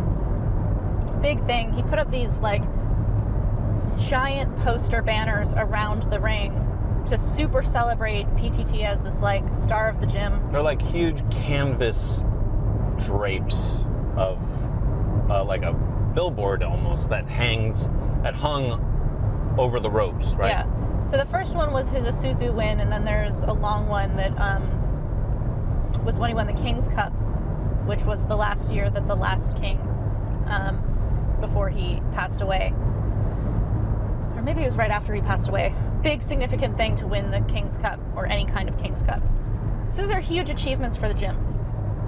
Then, as we vaguely discussed before, due to pressures and superstardom and influences and money and all these different things, PTT basically was pulled away from the gym, and these posters remained.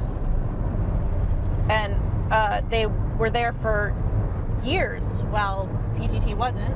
Totally. And I even asked Pinu once, I'm like, why do you keep these here when there's kind of this painful element to it? And Pinu gave me this really beautiful answer where he's like, I don't forget how this happened. I don't forget all the work that we put into PTT getting to where he was. Why would I be ashamed of it? Like, why would I take it down when that existed? Like, that was... He also said that many people in the gym developed. It wasn't... He's like, it's not just me. Not just He's me, like, it's my feelings everybody. are hurt, but like, Pikai helped him. These people who are at the gym still were part of this process, and so it's not just my pain, take it all down. It's this, like, we all worked together. And I just want to like expand the idea that this is a very, very common event in Thailand where a fighter is raised in a local gym and brought to a certain level. It's grown there. He's grown in gyms. Like you see famous Thai gyms with now with lots of champions. They didn't make any of those champions. They bought them. They bought them. That powerful gyms basically extract the cream of the crop of fighters that are raised in smaller gyms. And this is just the way that it goes, and it's very gone for long. often is totally amicable business. You raise the fighter, and then you sometimes sell yes, them sometimes no. and sell their contract. It's good for them because they're selling them to big gyms that have contacts and promotions that can make them stars, blah, blah, blah. A lot of times it's amicable. Many times it's not. In this case, it was not. Yeah, but just to know, this is part of the process of kind of what happens often. And then there's great variety about how great that feels or not, right? So come around to the last couple of months, and Krunu lets me know that he's going to change the banners in the gym. These are huge banners, like in every photograph, they're just enormous. I was like a record scratch. I was like, what? Pinu's not a real change it up kind of dude. No, it's He's not. a very like keep things the same kind of guy. Totally. And so the fact that he was going to change it at all was kind of a big thing that I actually felt quite good about. But then the like other part came, which was that he was making a poster of all of his like Current fighters. his like core stable of fighters. Yeah. And I'm on it. Like, we did a whole photo shoot to make beautiful photos for this banner that's going to go up in the gym. And I'm like, oh my God, that's amazing that I'm going to be included in the representation of my gym, without even realizing at the time how fucking big this poster is. It's like And then giant. he ended up doing 2 of them. So it's on 2 sides of the ring. So literally anytime you photograph something in the ring, there's this huge, there's 9 of us there's more than 9 fighters at the gym, but it's the 9 core fighters. And they're all Thais, except for Alex, who we've talked about. So you and Alex are kind of the 2 Western fighters who basically have been there for 5 or 6 years. They're definitely all boys. Yeah, totally. Except for me. Totally. They're all fighting at Lumpinee, except for me yet. Yes, yeah. So it was this huge, like, when they actually put the banner up, I was like staring at it and kind of trying not to cry. And Peter looked at me and he's like, what's wrong with you? You look very strange right now. And I'm like, when I go home, I'm going to cry. So I'm trying not to do it here. He was kind of like, I do not understand this situation. Talk about, because I'm who I am, talk about those tears. Like, what was that thing? There are a couple of things that go into it. Are you gonna get a weepy? I am crying already. One is that I have photos on the wall that, like, it was a big deal to put a photo on the wall of the gym to have this inclusion of, like, I achieved something in the name of the gym and we're together in this and they're proud of me kind of thing. And then I got, like, kind of a little collection of photos, but I purposefully print, like, small photos to put on the wall. Like, I don't want to take up space. Well, you print, just so you know, people know, you print all the photos that go on the wall, like, as a favor. Yeah. You don't just print photos of yourself. Like, no. Anytime there's a photo to go on the wall, you go to the Photoshop and you're like, make this for us. Right. Yeah. But when I'm doing it for myself, I'm like, I don't want to be ostentatious and put some huge photo on the wall of myself. I make smaller photos than what I make of, like, yes, the local stadium belt that the kid won at the gym or whatever. Yeah. I am very shy to post about myself. I help with the social media of the gym. Like, there are all of these things that I hide myself out of shyness and not wanting to take up space, rather than that the gym is not actually proud of me. So for Pinu to take the reins on that and be like, you are part of my stable of fighters, and I'm gonna make a fucking enormous poster. And then on the second poster, he actually went to the shop and told them to change the photo that they were using of me, because I was the only one who wasn't, like, throwing a weapon or something. Yeah, your arms crossed. My arms were crossed and it looked the same as the other poster. But it means that he singled me out on that poster and was like, no, Sylvie should be doing something else just like everyone else. Like everyone else. Yeah. This is a huge honor for me to be accepted into and representing the gym. And there are so many elements involved that I can't even go into. But it's also very complicated. It cannot just be a, like, this is amazing, I've been accepted, I am one with the boys and Pinu is proud of me. Okay. By having it there, by representing the gym, by having this, like, big placement inclusion, it's also very risky to me because I am not one of the boys. I schedule my own fights. I go outside of the gym to do work. I'm not a Thai boy. I'm not Alex. Like, I cannot be in the same position that the poster just on its surface represents. And so it's a little bit tricky. Well, like a perfect, interesting example is one of the things you do is you fight for a Petchrungruang promotion. It's a fucking great promotion. It puts you on Thai TV all the time, and they fucking love you. They, like, the announcers are like, they've made up their own nickname for you. Like, you are fucking embraced in a great way.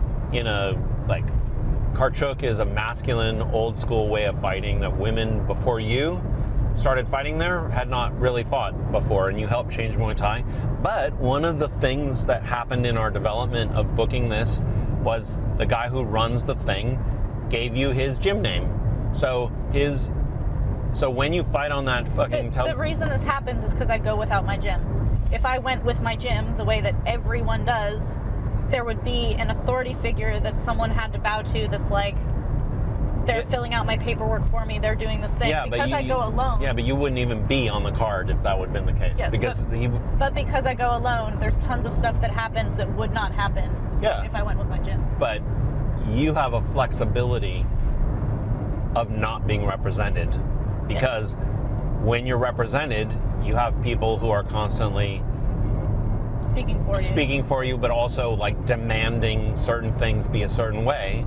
And we kind of are like, we're not going to stress you about all this stuff that you would have if you were dealing with a gym. You're like, sure, just tell me when and where, I'll fight for whatever money, and I'm happy for it. I'm going to put on a show. So the promoter just gave you his own gym's name, probably a little bit sneaky or something, like gets an advantage out of it, because then you promote his gym. And this was hurtful to Pinu. Yeah, it pissed him off a lot. Because it's on TV, and Thais will make a big fucking deal about this. Not Pinu perhaps, but somebody else would be like, oh, she's fighting with another name. It means something. And I'm like, this is the thing. We would never have gotten that relationship if we'd gone through a gym. Very unlikely. We got that because of Sylvie's independence, but in that Pinu is kind of like putting Sylvie into an acceptance position with these posters and whatnot, then things like that become much more sensitive. Yes. Much more like it's something then Sylvie has to like watch for. Yeah. And be like, we don't care what name we fight under, but people will start to care if you suddenly become representative of them. Yeah. Right? So that's why we're saying it's risky. Yeah. That it's part of a balancing line we're constantly trying to walk of inclusion but freedom. Yeah. Yeah. And it's got this like, you are like these other things, and so I treat you and control you like these other things. It's like, but I'm not. So you can't treat and control me like these other things, otherwise it's just you'd have no opportunity to decide. It's like so it would be great to be raised or to be treated and trained like a Thai boy who's headed to Lumpinee, right? Yeah. Which you have a schedule and a capacity that you're building for Lumpinee fights and maybe even a Lumpinee championship. And someone else is taking care of whether your opponent is the right size or totally skill or whatever. But if like you can't fight in Lumpinee and then you're put on the Lumpinee track, nothing comes of it. Like it's dead. Yeah, it's like it's train tracks and you're a three-wheeler. Like, you're just not going anywhere. Totally. But you want the Lumpinee treatment and training, but then you have to have control over where that leads to. What that leads to is Lumpinee level skills and Muay, but that is not fighting in Lumpinee, it's fighting somewhere else. Maybe one day can fight in Lumpinee, but you're not going to fight in Lumpinee in the same way that Alex will. No. Because the culture is already there. Yeah. And so there's a kind of like balancing act that you constantly have to weigh of like, how included am I going to be, how excluded, right? So are you saying you had a kind of like misgivings about the poster or a worrying about it? Or it was just one of these like, everything has a cost. Everything has a cost. Yeah. And so the meaningfulness and impact and sentiment that is very real that I feel by that inclusion and by Krunew's recognition of me. Right. By the very fact of how much that means to me, it is that high a price. It's the same thing I wrote about when Jaidi died. Is like the cost of loving something so much and having it be that big a part of your life. When it is gone, it fucking hurts. Yeah. Like, you can't have that much love and impact and then have it not hurt very much. Yeah. It's not possible. So the risk of pain or the risk of consequence or the price of how important that gesture is to me has an equal Yeah, it has a cost measurement. difficulty.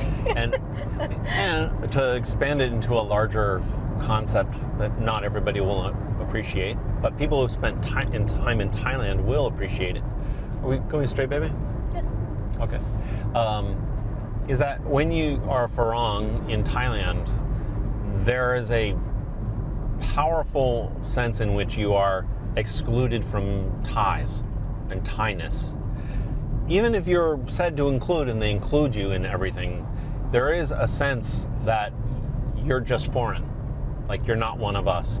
And many Farang who invest in Thai relationships, business relationships, social relationships, become pained by this wall they run into, this like non-acceptance aspect we sense, and that there's a lot of the expat like anger towards Thais is from running into this kind of like, no, you're not Thai.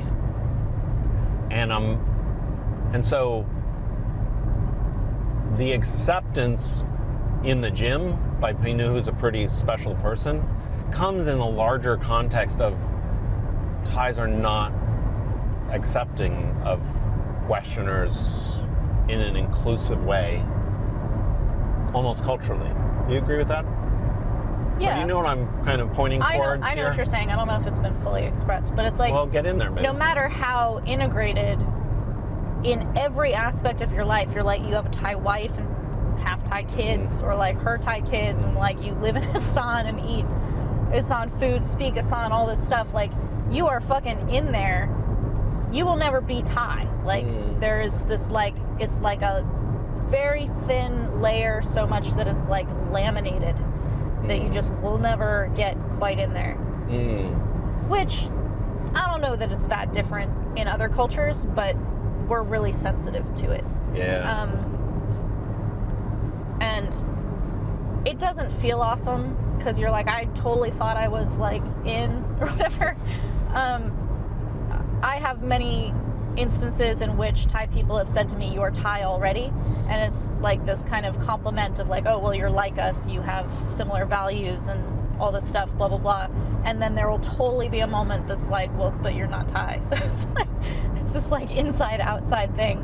And it's weirdly painful, because like, I don't want to be Thai, Yeah. but I also don't want to feel that distance, like that slight alienation of like, you're not. Well, and this ties into a deeper feeling you have in general, where you are always feeling like excluded from some central group that has opportunities, access. Welcome to Sylvie's therapy session. I have a very deep wound. It's fucking old. It's like my scratch. Is Your that what? Oh, scratch. My scratch is that I am not like the others. So I come from a family where I'm the only girl. 3 older brothers. My brothers don't think they are each other. Like, they're not all one entity. Yeah. But me being the only girl, even though it awarded me benefits and things that I didn't like, I don't like that separation. It is a defined us and you separation that I totally even put on myself, but like the inability to efface that line hurts. Yeah. And because this is my like deep wound, I find evidence for it all the time. Yeah. Like, I look for the confirmation bias of like, yet again, Sylvie is not accepted. Like, the line is not completely blurred here, blah, blah, blah, whatever. This exists within Thai families. Like, well, that's the other thing, yeah. It's not just Thais and Farang, but Thais will create these exclusion lines within a single family. Like, there's an us-them Thai mentality that as Westerners, we think, oh, they're just excluding us. But this fucking goes on throughout all the groups of Thailand. There is a very strong, like, separation of people out at every group circle. But it's also complicated because we interpret that through our lens of culture. Yeah. So like we have this high value thing of like step siblings not being seen as step siblings, like there's no difference between whatever. Thais are like, that's a fact, you say it. Yeah. And there's no pain to it. It's like, you'll get called fat here all the time, and it's not a compliment, but it's also not the like judgment of your soul that it is in the West. And so we struggle with it from a Western feeling, even though that's not necessarily how it's being used here. So that separation is through the lens of you want non-separation, and Thais who are all fucking keeping everything together, like you have 40 acres of land and the two houses are like right on top of each other. Yeah. But that is my wife's family and this is my family. Yeah. Like it's very... Yeah, there is a divide. There's lots of divisions. And we like to think of it as undivided. Like, oh, I want to be part of that undivided thing. Yeah. Whereas in their living, it's all shot through with divisions. Yeah. There's no undivided, except when there's an enemy of some kind, like, oh, those people are family. Right. And I think that's where that poster is about. Yeah. It's like putting the fence around the gym and you're like part of the fucking gym. Yeah. Yeah. Very, very cool. Next thing. And rolling. Is that It was off, right? And then I turned it on? Yeah. Okay. That's good. It's a guessing game. Sometimes. Is the camera on? Okay, this is probably the final segment. We might skip the tell your favorite joke. I'm not What? sure. What? Start working on it in the background. We remember back the burner. other clean one that I know. This is an exciting subject for me. It's something that Sylvie is doing on YouTube. Part of what's exciting about Patron is the stuff that it enables us to do that we can just give away to everyone. And you've started vlogging mental training in real time during training. And what you'll do is you'll be training and trying to get yourself into states that are advantageous or optimized for you, and you'll then just, as you're encountering what's happening in training, you'll stop and vlog the concrete, real things that you're doing to try to improve yourself. And what's really cool about it is there's so much mental training, kind of like self-help advice that you can find in books or even online, like ways that you should improve yourself mentally, but a lot of that is really hard to apply. Yeah. You're like, you hear Goggins say something or whomever, and you're like, wow, that sounds right. That sounds like what I believe in or want to think that way. And then the hard part is, how do I make that actually happen, like in my real life? Yeah. And I don't know, what's the way to get into this difficulty? I'm very drawn to this difficulty. Like, no one actually shows you how to do it. And I feel like you're kind of doing that. I think people do tell you how to do it, but it's out of context for why it's hard. It's like you can go watch what your weightlifting routine should be to like build your quads or whatever the thing is, but if you don't know that it's going to make you sore and it's going to make your knees hurt if you don't have your toes pointed in the right way and things like this, if you don't know that that's going to happen, the part you need to prepare for is that. It's not like there is the technical how far down to go and how to come up and how many to do. That part you can find, but the difficulties that you can't prepare for are what make people quit and like not able to do it. So if you read a parenting book on how you should talk to your 3-year-old in a very rational way when they're throwing a fit, go to national. Great, but when you're fucking out of your mind because your 3-year-old is giving you shit and you just cannot keep calm, but you're supposed to calmly talk to them, how do you do that? Like, how do you follow that advice when it has not taken into account that the reason you don't naturally do this is because it's your 3-year-old is making you want to scream. Well, let's back up a little bit and talk about some of the like history of difficulty. You had this incredible transformation. This was maybe 5-6 years ago when you would famously fought a very disappointing fight and then had to fight a world champion a few days later, and you're like, holy fuck, how do I change anything? Like, I sucked in my fight, and you just like threw yourself into mental training and won an incredible reversal of a fight against Saya Ito, Japanese champion, on the Queen's birthday. And that was the first time that you're like, wow, mental training. Before that, you were very drawn to mental training. Well, no, I had listened to things and read things, but I kind of couldn't, I didn't really know how to get into it. I didn't take it very seriously, I guess. But I think the reason why it wasn't serious is you just literally didn't know how to do it. Like, for instance, a big one back in the day was mental imagery. Mm-hmm. You were like supposed to imagine yourself fighting. What are the smells? What are the things you're hearing? Is like super advanced, because it's like when you come into a gym and they're like, shadow box for 5 minutes. Yeah, like, I can't shadow box for 5 minutes. I think that's a very good example. Like, because, what do I do? Because you're like, you know what shadow boxing is, right? Like, in your head, you're like, oh, well, I understand what shadow boxing is, but I don't know how to shadow box. Yeah. Like, I feel like an idiot. Like, what do I do? Like, what do I do? Exactly. There is a barrier with mental training, which is you kind of know what you're supposed to look like when you're doing it, but you don't know how to even start. Yeah, almost. So I kind of lucked out, I think, in that I'm pretty good at solving things, and I'm really good at finding connections between things.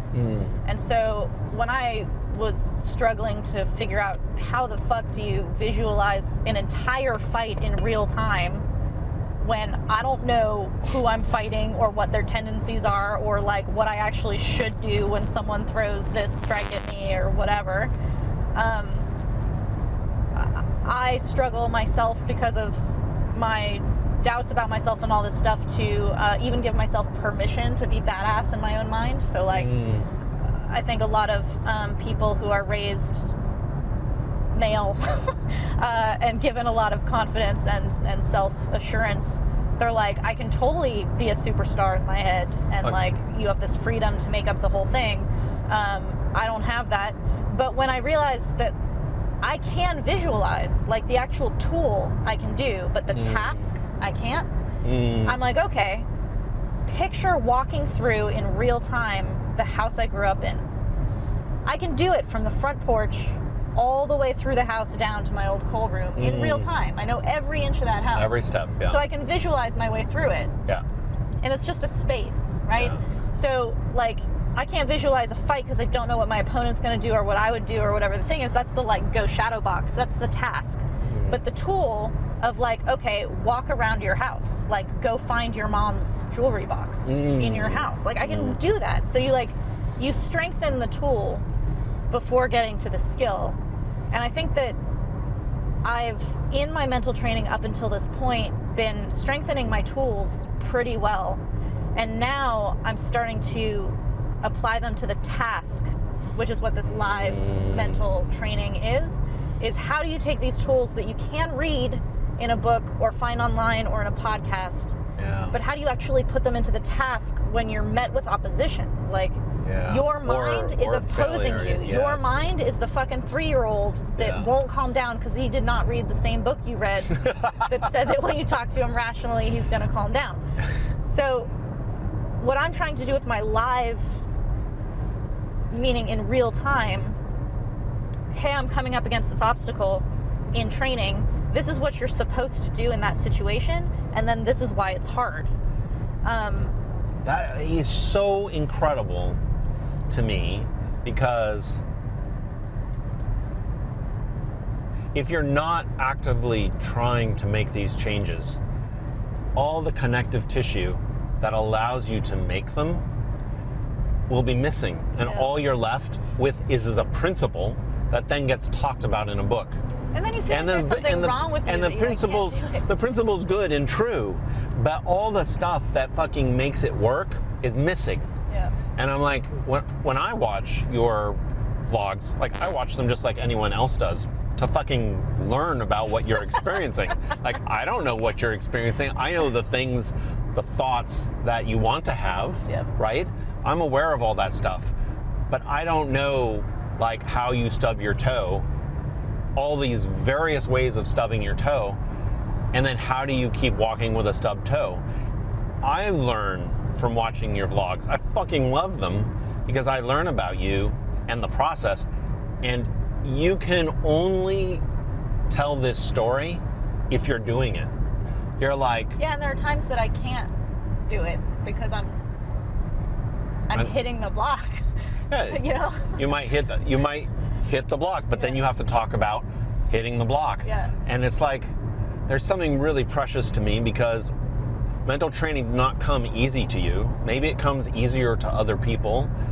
Like you were saying, like one of the things we ran into, which was really interesting, was you took the Ni Sobo course. Ni Sobo has this fucking awesome course. We actually got Sean Fagan into it, and I think it, from what we can tell, it's fucking like lit Sean on fire with productivity. Yeah. But there was something about that course that fucking T-boned you, sideswiped you, like the things you were talking about, like super positive visions for yourself, like being so incredible, so blessed, full of all the things you dream of in your life. As a woman, you were like, I'm not allowed to think those things. Yeah. Like your whole life, not all women, but I don't know, we'll talk about just trends in culture. As a woman, you were told you're not allowed to think those things. Those are forbidden thoughts. You need to think in more humble terms, more in terms of scarcity. Like, how do I succeed in scarcity? Whereas men are more inspired to think in terms of opulence, like grandiosity, like all these things are possible to you. And I think when you were trying to like develop visualization and set goals in his program, you were coming up against this kind of unexpected friction in yourself. And so you ended up having to design your own mental path forward. Like take the elements of the program that were good with you, and then the things that were fucking producing friction, you had to change those. And that led to you coming upon Kara, right? Yeah. Who's a feminist mindset lifestyle coach. Yeah. Right? So what's interesting is that lifestyle coaches, or I think that's categorically what they're all called. What Ni is doing and what Kara is doing is using the same toolbox. Like they teach the same tools, but not even what they're for, but like how to use them is very different. What do you mean different? Like they use the tools differently? They same tools but use them differently? Yeah, or the way they contextualize them or something. Like it's like explaining what a hammer is for. Like the dumb version is like to pound things, right? Like that's, nobody's going to argue with you that that's what the hammer is for. But just to vaguely put this as an example, because Ni is a man, he thinks like a man, he appeals to men. There might be women who have success with him for sure. There are also parts of his super masculinity that appeal to me. Like I want that also. It speaks to me. Like women are not all feminine. Yeah. Like I also have these masculine things that are great. But he's like, you pick up that hammer and you feel that fucking hammer like it's your dick, right? Like, and you're like, yeah, like that's why you pick the hammer, right? And all the dudes are like, that's why you pick, I'm gonna use the hammer. Like that's totally what it's for, so I'm gonna fucking build this wall, right? Because the context of the hammer has this assumed built-in feeling to it. That's a great And then you pick up the hammer and you're like, it doesn't feel like that to me. Like I don't feel it. And so you're like, I kind of can't go smash the wall because I don't feel like I'm gonna go to the store and buy power tools to like masculinize myself. Yeah. So Kara's like... 2x4? Kara's like... What's that? 36, Mr. 38, Mom, whatever it Mr. takes. Mom. Yeah. Kara is like, you also need the hammer. Like, the hammer is also the tool you need for this, but it's not put in the context of like, pick it up, feel how fucking hardcore that hammer is. Instead, it's like, the hammer's a little bit too heavy. And so when you're using it, you're gonna need to kind of like use the wrist, like straighten the wrist, think to yourself how, you know, like whatever. It's like the context of the tool completely changes whether you're going to use it and how you can use it, right? So if I go into mental training, I don't go to training with mental training, but I go with ideas of what I want to work on. And so I'm like, I'm going to use this hammer. I'm going to use this hammer to fucking build that wall today. And then you go and it's like there's a puddle and you can't work on the wall, or like you're kind of like unable to swing the hammer the way that you want it to, or all of these things. You can't be like, hammers don't work. You can't force that the hammer's gonna work. Yeah. Like, you have to have a different, like, okay, go back to the toolbox. Like, what else is in the toolbox? And you might not choose the one that also puts the nail in the wall. You might be like, today no nails are going in the wall. Like, today it's not a nail in the wall day. Today is a fucking spackling day, right? Like, yeah, totally. You have to be able to change plan. And none of these programs, because of what they are, teach you that. You have to learn that on your own. You have to have trust in your ability to assess the usefulness of a hammer that day, right? So that's what I'm trying to do. You're not giving a program, you're vlogging, so you can talk about all the nuances of putting the hammer down and picking up the spackling tool, right? That's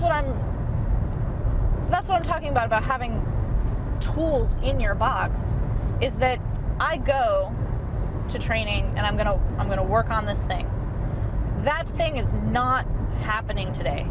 And because it's not happening, you're gonna actually end up practicing something else, which is judging yourself for it not fucking working. Yeah. And you are training that into yourself. You're baking it in. You are like putting dust all over your construction site with your shoes without paying attention to it. Whereas you can be like, okay, today I thought I was going to be doing this, but actually today I'm going to learn how to put those little hospital booties on to not track dust everywhere. And that's not what I planned on working on when I got here. And there are days when, like, just learning to laugh at the fact that it is a shit show is more progress than if I, like, was suddenly doing all aerial moves or something. It's like this small, like, that didn't break me today. Yeah. And that's a huge deal. And I think people who have anxiety and depression, this like impossible task thing, where people are like, what's impossible task? You just mail it. Just mail the envelope. Well, what? And you're like, I can't even put the paper in the envelope. Like, I can't do it. Like, totally, break it down for me, and then even the fucking, like, fold the paper part is too hard today. And so it's like, okay, like, all right, we're not folding paper. But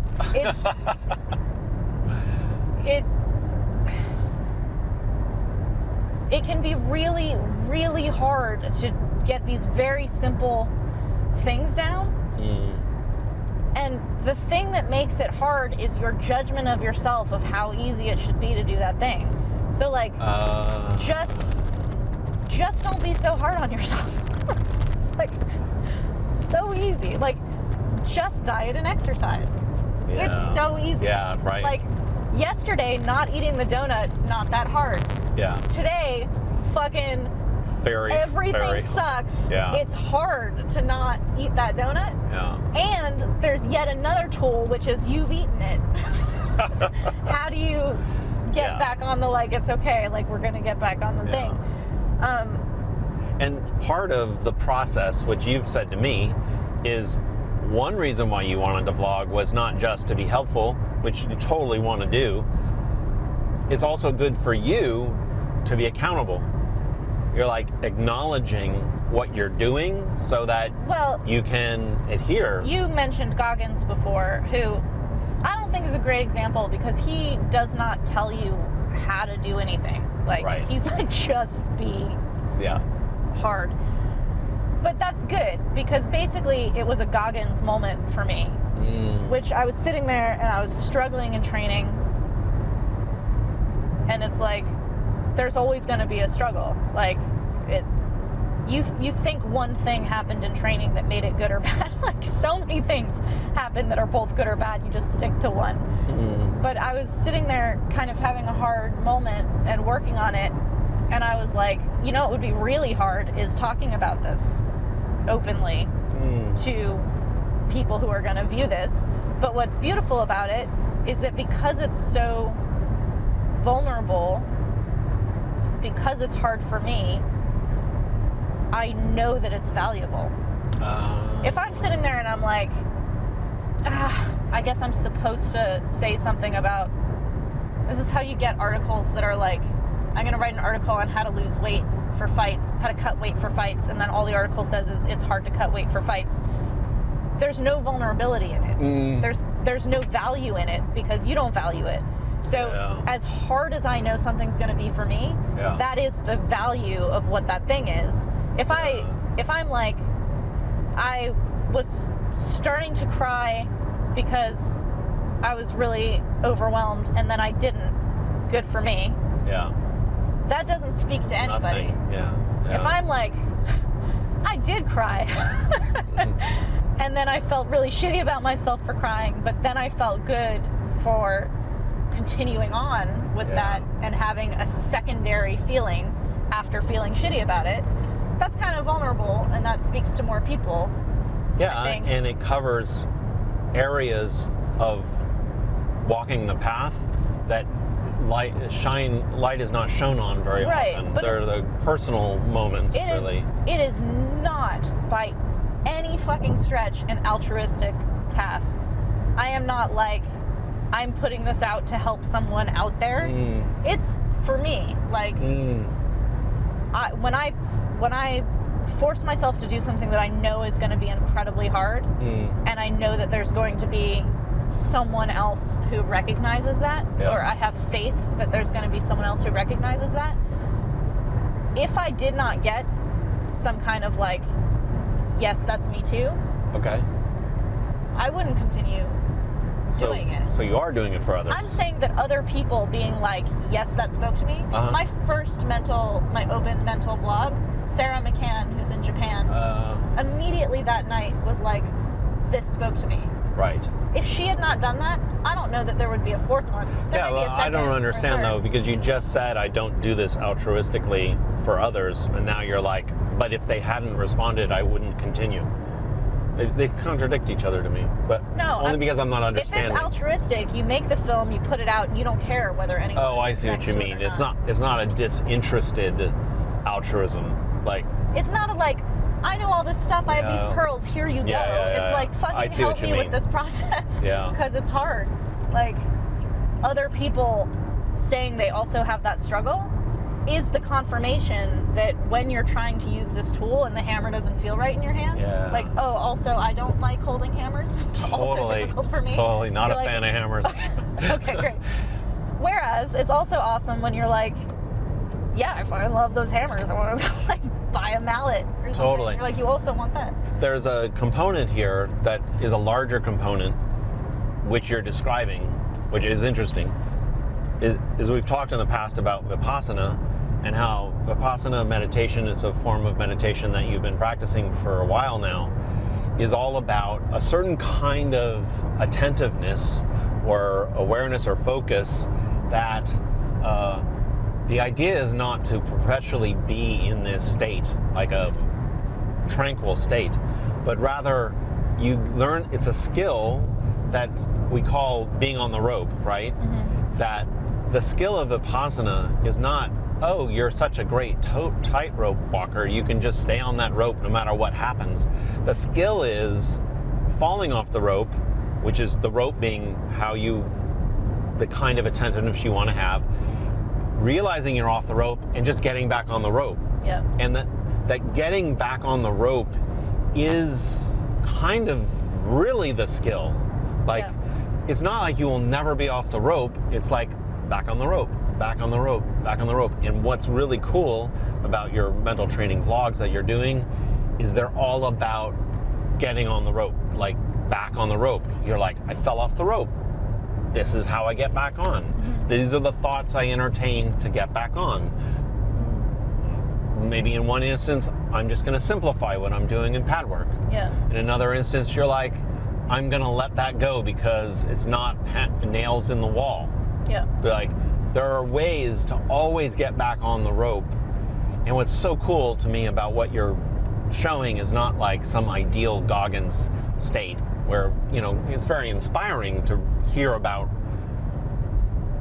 these great states that people get into, but it's rather about all the falling out of the state and getting back into the state. Yeah. Like, it's this really cool side view of what the practice is. Yeah, I think that's one of the things that really speaks to me about Kara's approach to explaining the tools that was missing from Ning's approach, but not because there's anything wrong with his program, No. but just it doesn't take it into account because it's like a layer that's invisible to him as a man in the world. Is that when you're teaching women to be confident or teaching women to deal with feelings and thoughts that they have, there's a secondary layer, which is the internalized policing of their own thoughts. What it means for you to change how you think and feel. Okay. So telling a man who's not confident to picture his perfect day and then manifest it and just become confident, it's kind of a one-step process. It's not an easy step. No. But it's just one step. Yeah. It's like uncomplicated. It's like, do this. For a woman to do the same thing, she then has this internalized, like, what it means about you to want that, what it means about you to speak up, what it means about you to, like, say I pick up the hammer and it does feel fucking good. Oh my God, it's not supposed to. Yes. There's that second thought that's like, that's not supposed to feel good. Yeah. And so you have to deal with that one and then get to the underlying one to make any changes. And because there's this like whole layered version, you very rarely get down. You have to clear so much overburden to even get to the area that you really need to be working on. And that's the thing that I keep coming up in my own mental training at the gym, is that it's like there's the thing you're supposed to be working on, and then the thing that keeps you from working on it. you have to think through various layers. And what is the principal mechanism for untangling that secondary voice that is like, I don't know, you should be thinking those things or feeling those things? It's patience for one, and determination. But like, if I go to the gym and I'm trying to be assertive, right? Like in sparring, I'm gonna fucking stand in that spot and be Ning. Right. Which is a positive quality for women too. Right. But for me, it requires a little bit of pissed off, like just a little bit. Even succeeding in that thing I'm trying to do has a secondary thought and feeling. Yeah. So you're trying to achieve it, and you did, but then you have a feeling about what that means because you don't. What is that? It just goes straight. We ran out of time, so I don't know if we need to restart this, but. Yes. Let's continue on real quick. Did it start? I think so. Okay, rolling. So you were just saying the feeling about the feeling is an additional burden for many women who are trying to be positive thinking, positive attribute training, right? Yeah. There is a kind of like, well, what is that? A kind of guilt or shame that you're like reaching for this thing, like, how dare you? Or not a good person would want that, or why are you laughing? Yes, but not only that, it's like, so okay, on the Muay Thai Forum, there's a thread right now about how women dress in a gym, right? So there are personal benefits in terms of like confidence and fuck you, I don't care, I'm gonna own myself, whatever, to dressing whatever makes you comfortable. But there's a secondary layer, which is that there are messages being sent about what you're wearing that you may not want sent. There are consequences to the way you dress that you may not want. Like, there's no just fuck it, I'm gonna stand here and be brave, end of story. There's all these complicated ramifications that come out of that. So as a young boy who's like becoming more confident and assertive or whatever his thing is, he has a day where he like stands in and is really tough and like overwhelms his sparring partner who normally he doesn't, and you're like, great day for X, like he's becoming a man. You do the same thing as a woman and your sparring partner gets made fun of because you're a woman, and now you feel like shit that they're making fun of him, but you also feel like shit that they can make fun of him, that because it's a woman. In other words, you're being lowered. It's like, so did I achieve it or not? Like, there's no like hooray, end of story. It's like hooray, footnote, footnote, footnote, footnote. And you can't block all of them out and be a real person. Totally.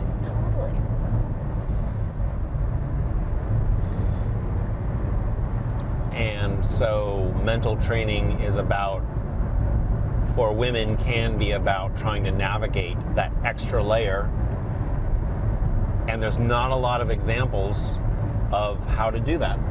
Because when you follow the like positivity mentality, you're not told that you're about to hit a fucking like a commentator which makes you not even know whether or not you hit the right thing.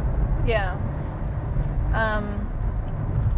And it's also like the result of what you're trying to achieve is kind of more of an unknown landing zone than I think people anticipate.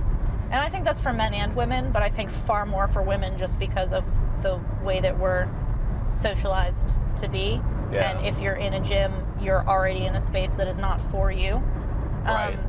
So the like,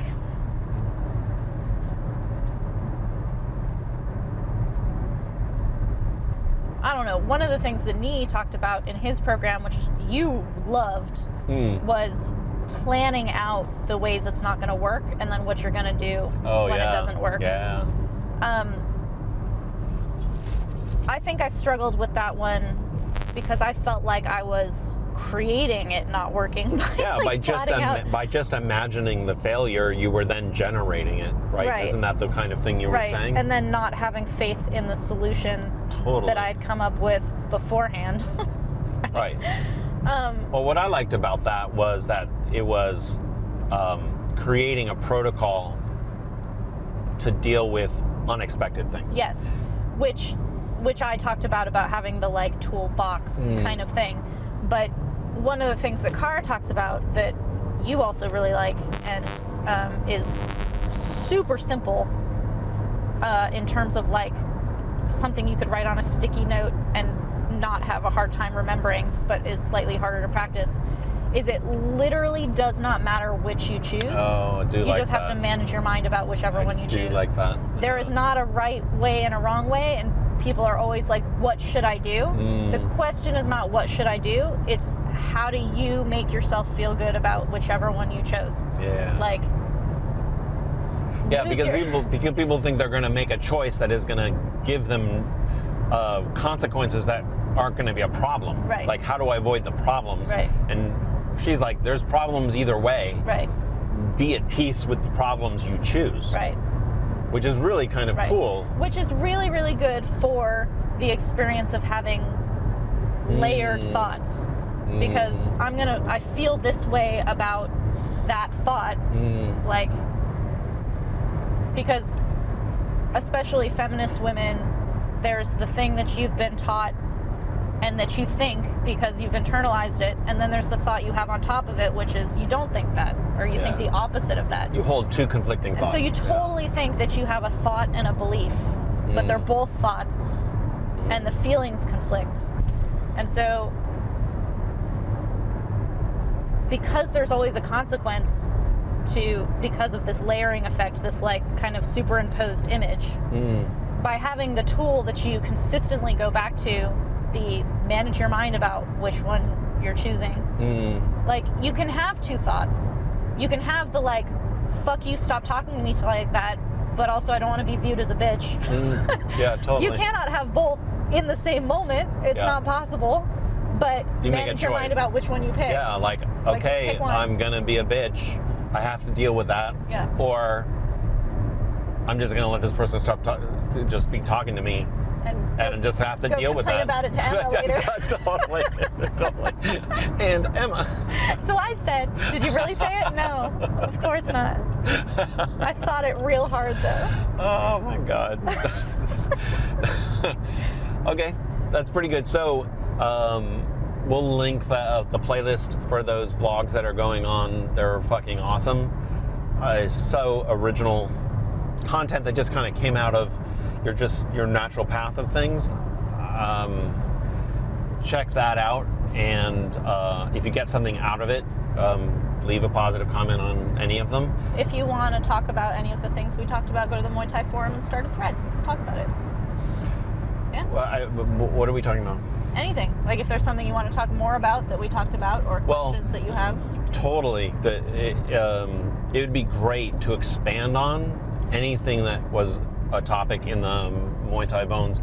I would love to have more discussion and fleshing out more details, so that it doesn't just live in a fucking 3-hour podcast. Something I wanted to mention at the end here is everything we're doing is supported by patron support. If you value what we're doing, even though it's free to everybody, consider becoming a supporter. If you become a patron, there's fucking an incredible library of documented training videos, over 70 hours with legends and crews of Thailand. So there's great stuff, and there's also documentary films we made, your Kai Muay Diary series, and all kinds of other stuff. But it makes this happen. And then I wanted to mention something that's coming down the pike. Because of the support, we're going to start. Well, we've already done one. We're in the process of doing it, of taking legendary fighters of the Golden Age and showing them a fight from their career and filming their reaction and commentary on the fight. It's really cool. We talked to Ram Muay as he's fighting Deckers. Yeah, not from Blade Runner. Not Blade Runner. I like Decker better, and that's how Thais say it. They drop the S. Decker. Yeah. So right now Sylvie's translating the Thai, which is arduous work. It's probably going to be like 10, 20 hours of work, right? For 20 minutes of For 20 footage. minutes. But what else do you do? It's a little bit of an interview with Nam Kabun, who is, some argue, is the greatest Muay Thai fighter ever. And just hearing his and seeing his face watch this old film is just totally priceless. Yeah, and so I do a lot of voiceover. If you guys watch my content, you know I do a lot of voiceover, but voicing over these men speaking for themselves is not right. You want to hear them, so that's why we're doing subtitles and translation, which is far more arduous. It takes a lot of work, but it's totally worth it, because these men can now speak. They can speak for themselves. Like, you can hear and see with subtitles. You can feel their language choices. Part of the Muay Thai library is not only archiving the technique of disappearing Muay Thai from people aging out of being able to teach it, and things changing that we talked about in this podcast about how Muay Thai is changing, but it's also documenting these men. Like, I want you to see. Yeah, you see Nam Kabun's charm in this. It's very charming. But his charm was in his Muay. Yeah. Like, he was a very charming fighter, also fucking ruthless at times. But I don't know, it's very special to have that history captured like that. And so we're not sure how we're going to do it, because this does take a lot of hours, but the support makes it possible. But we would like to maybe do more of this.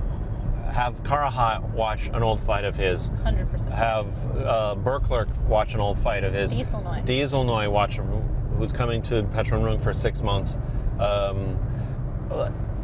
That would, where are we doing? For the gas station. Oh, that would be like priceless. So it's part of the projects, our continuing projects that we're doing through Patron, and this is the latest one. And we keep coming up with new crazy ideas. Like this is where is this coming from? But it's about pushing the boundary each time for more value, more insight, right? Yep. So thank you, right? But is there a sign off that we do? There's no sign off. There's no sign off? Thank you for watching. Okay. 1, 2, 3, go. 1, 2, 3. Go. Okay.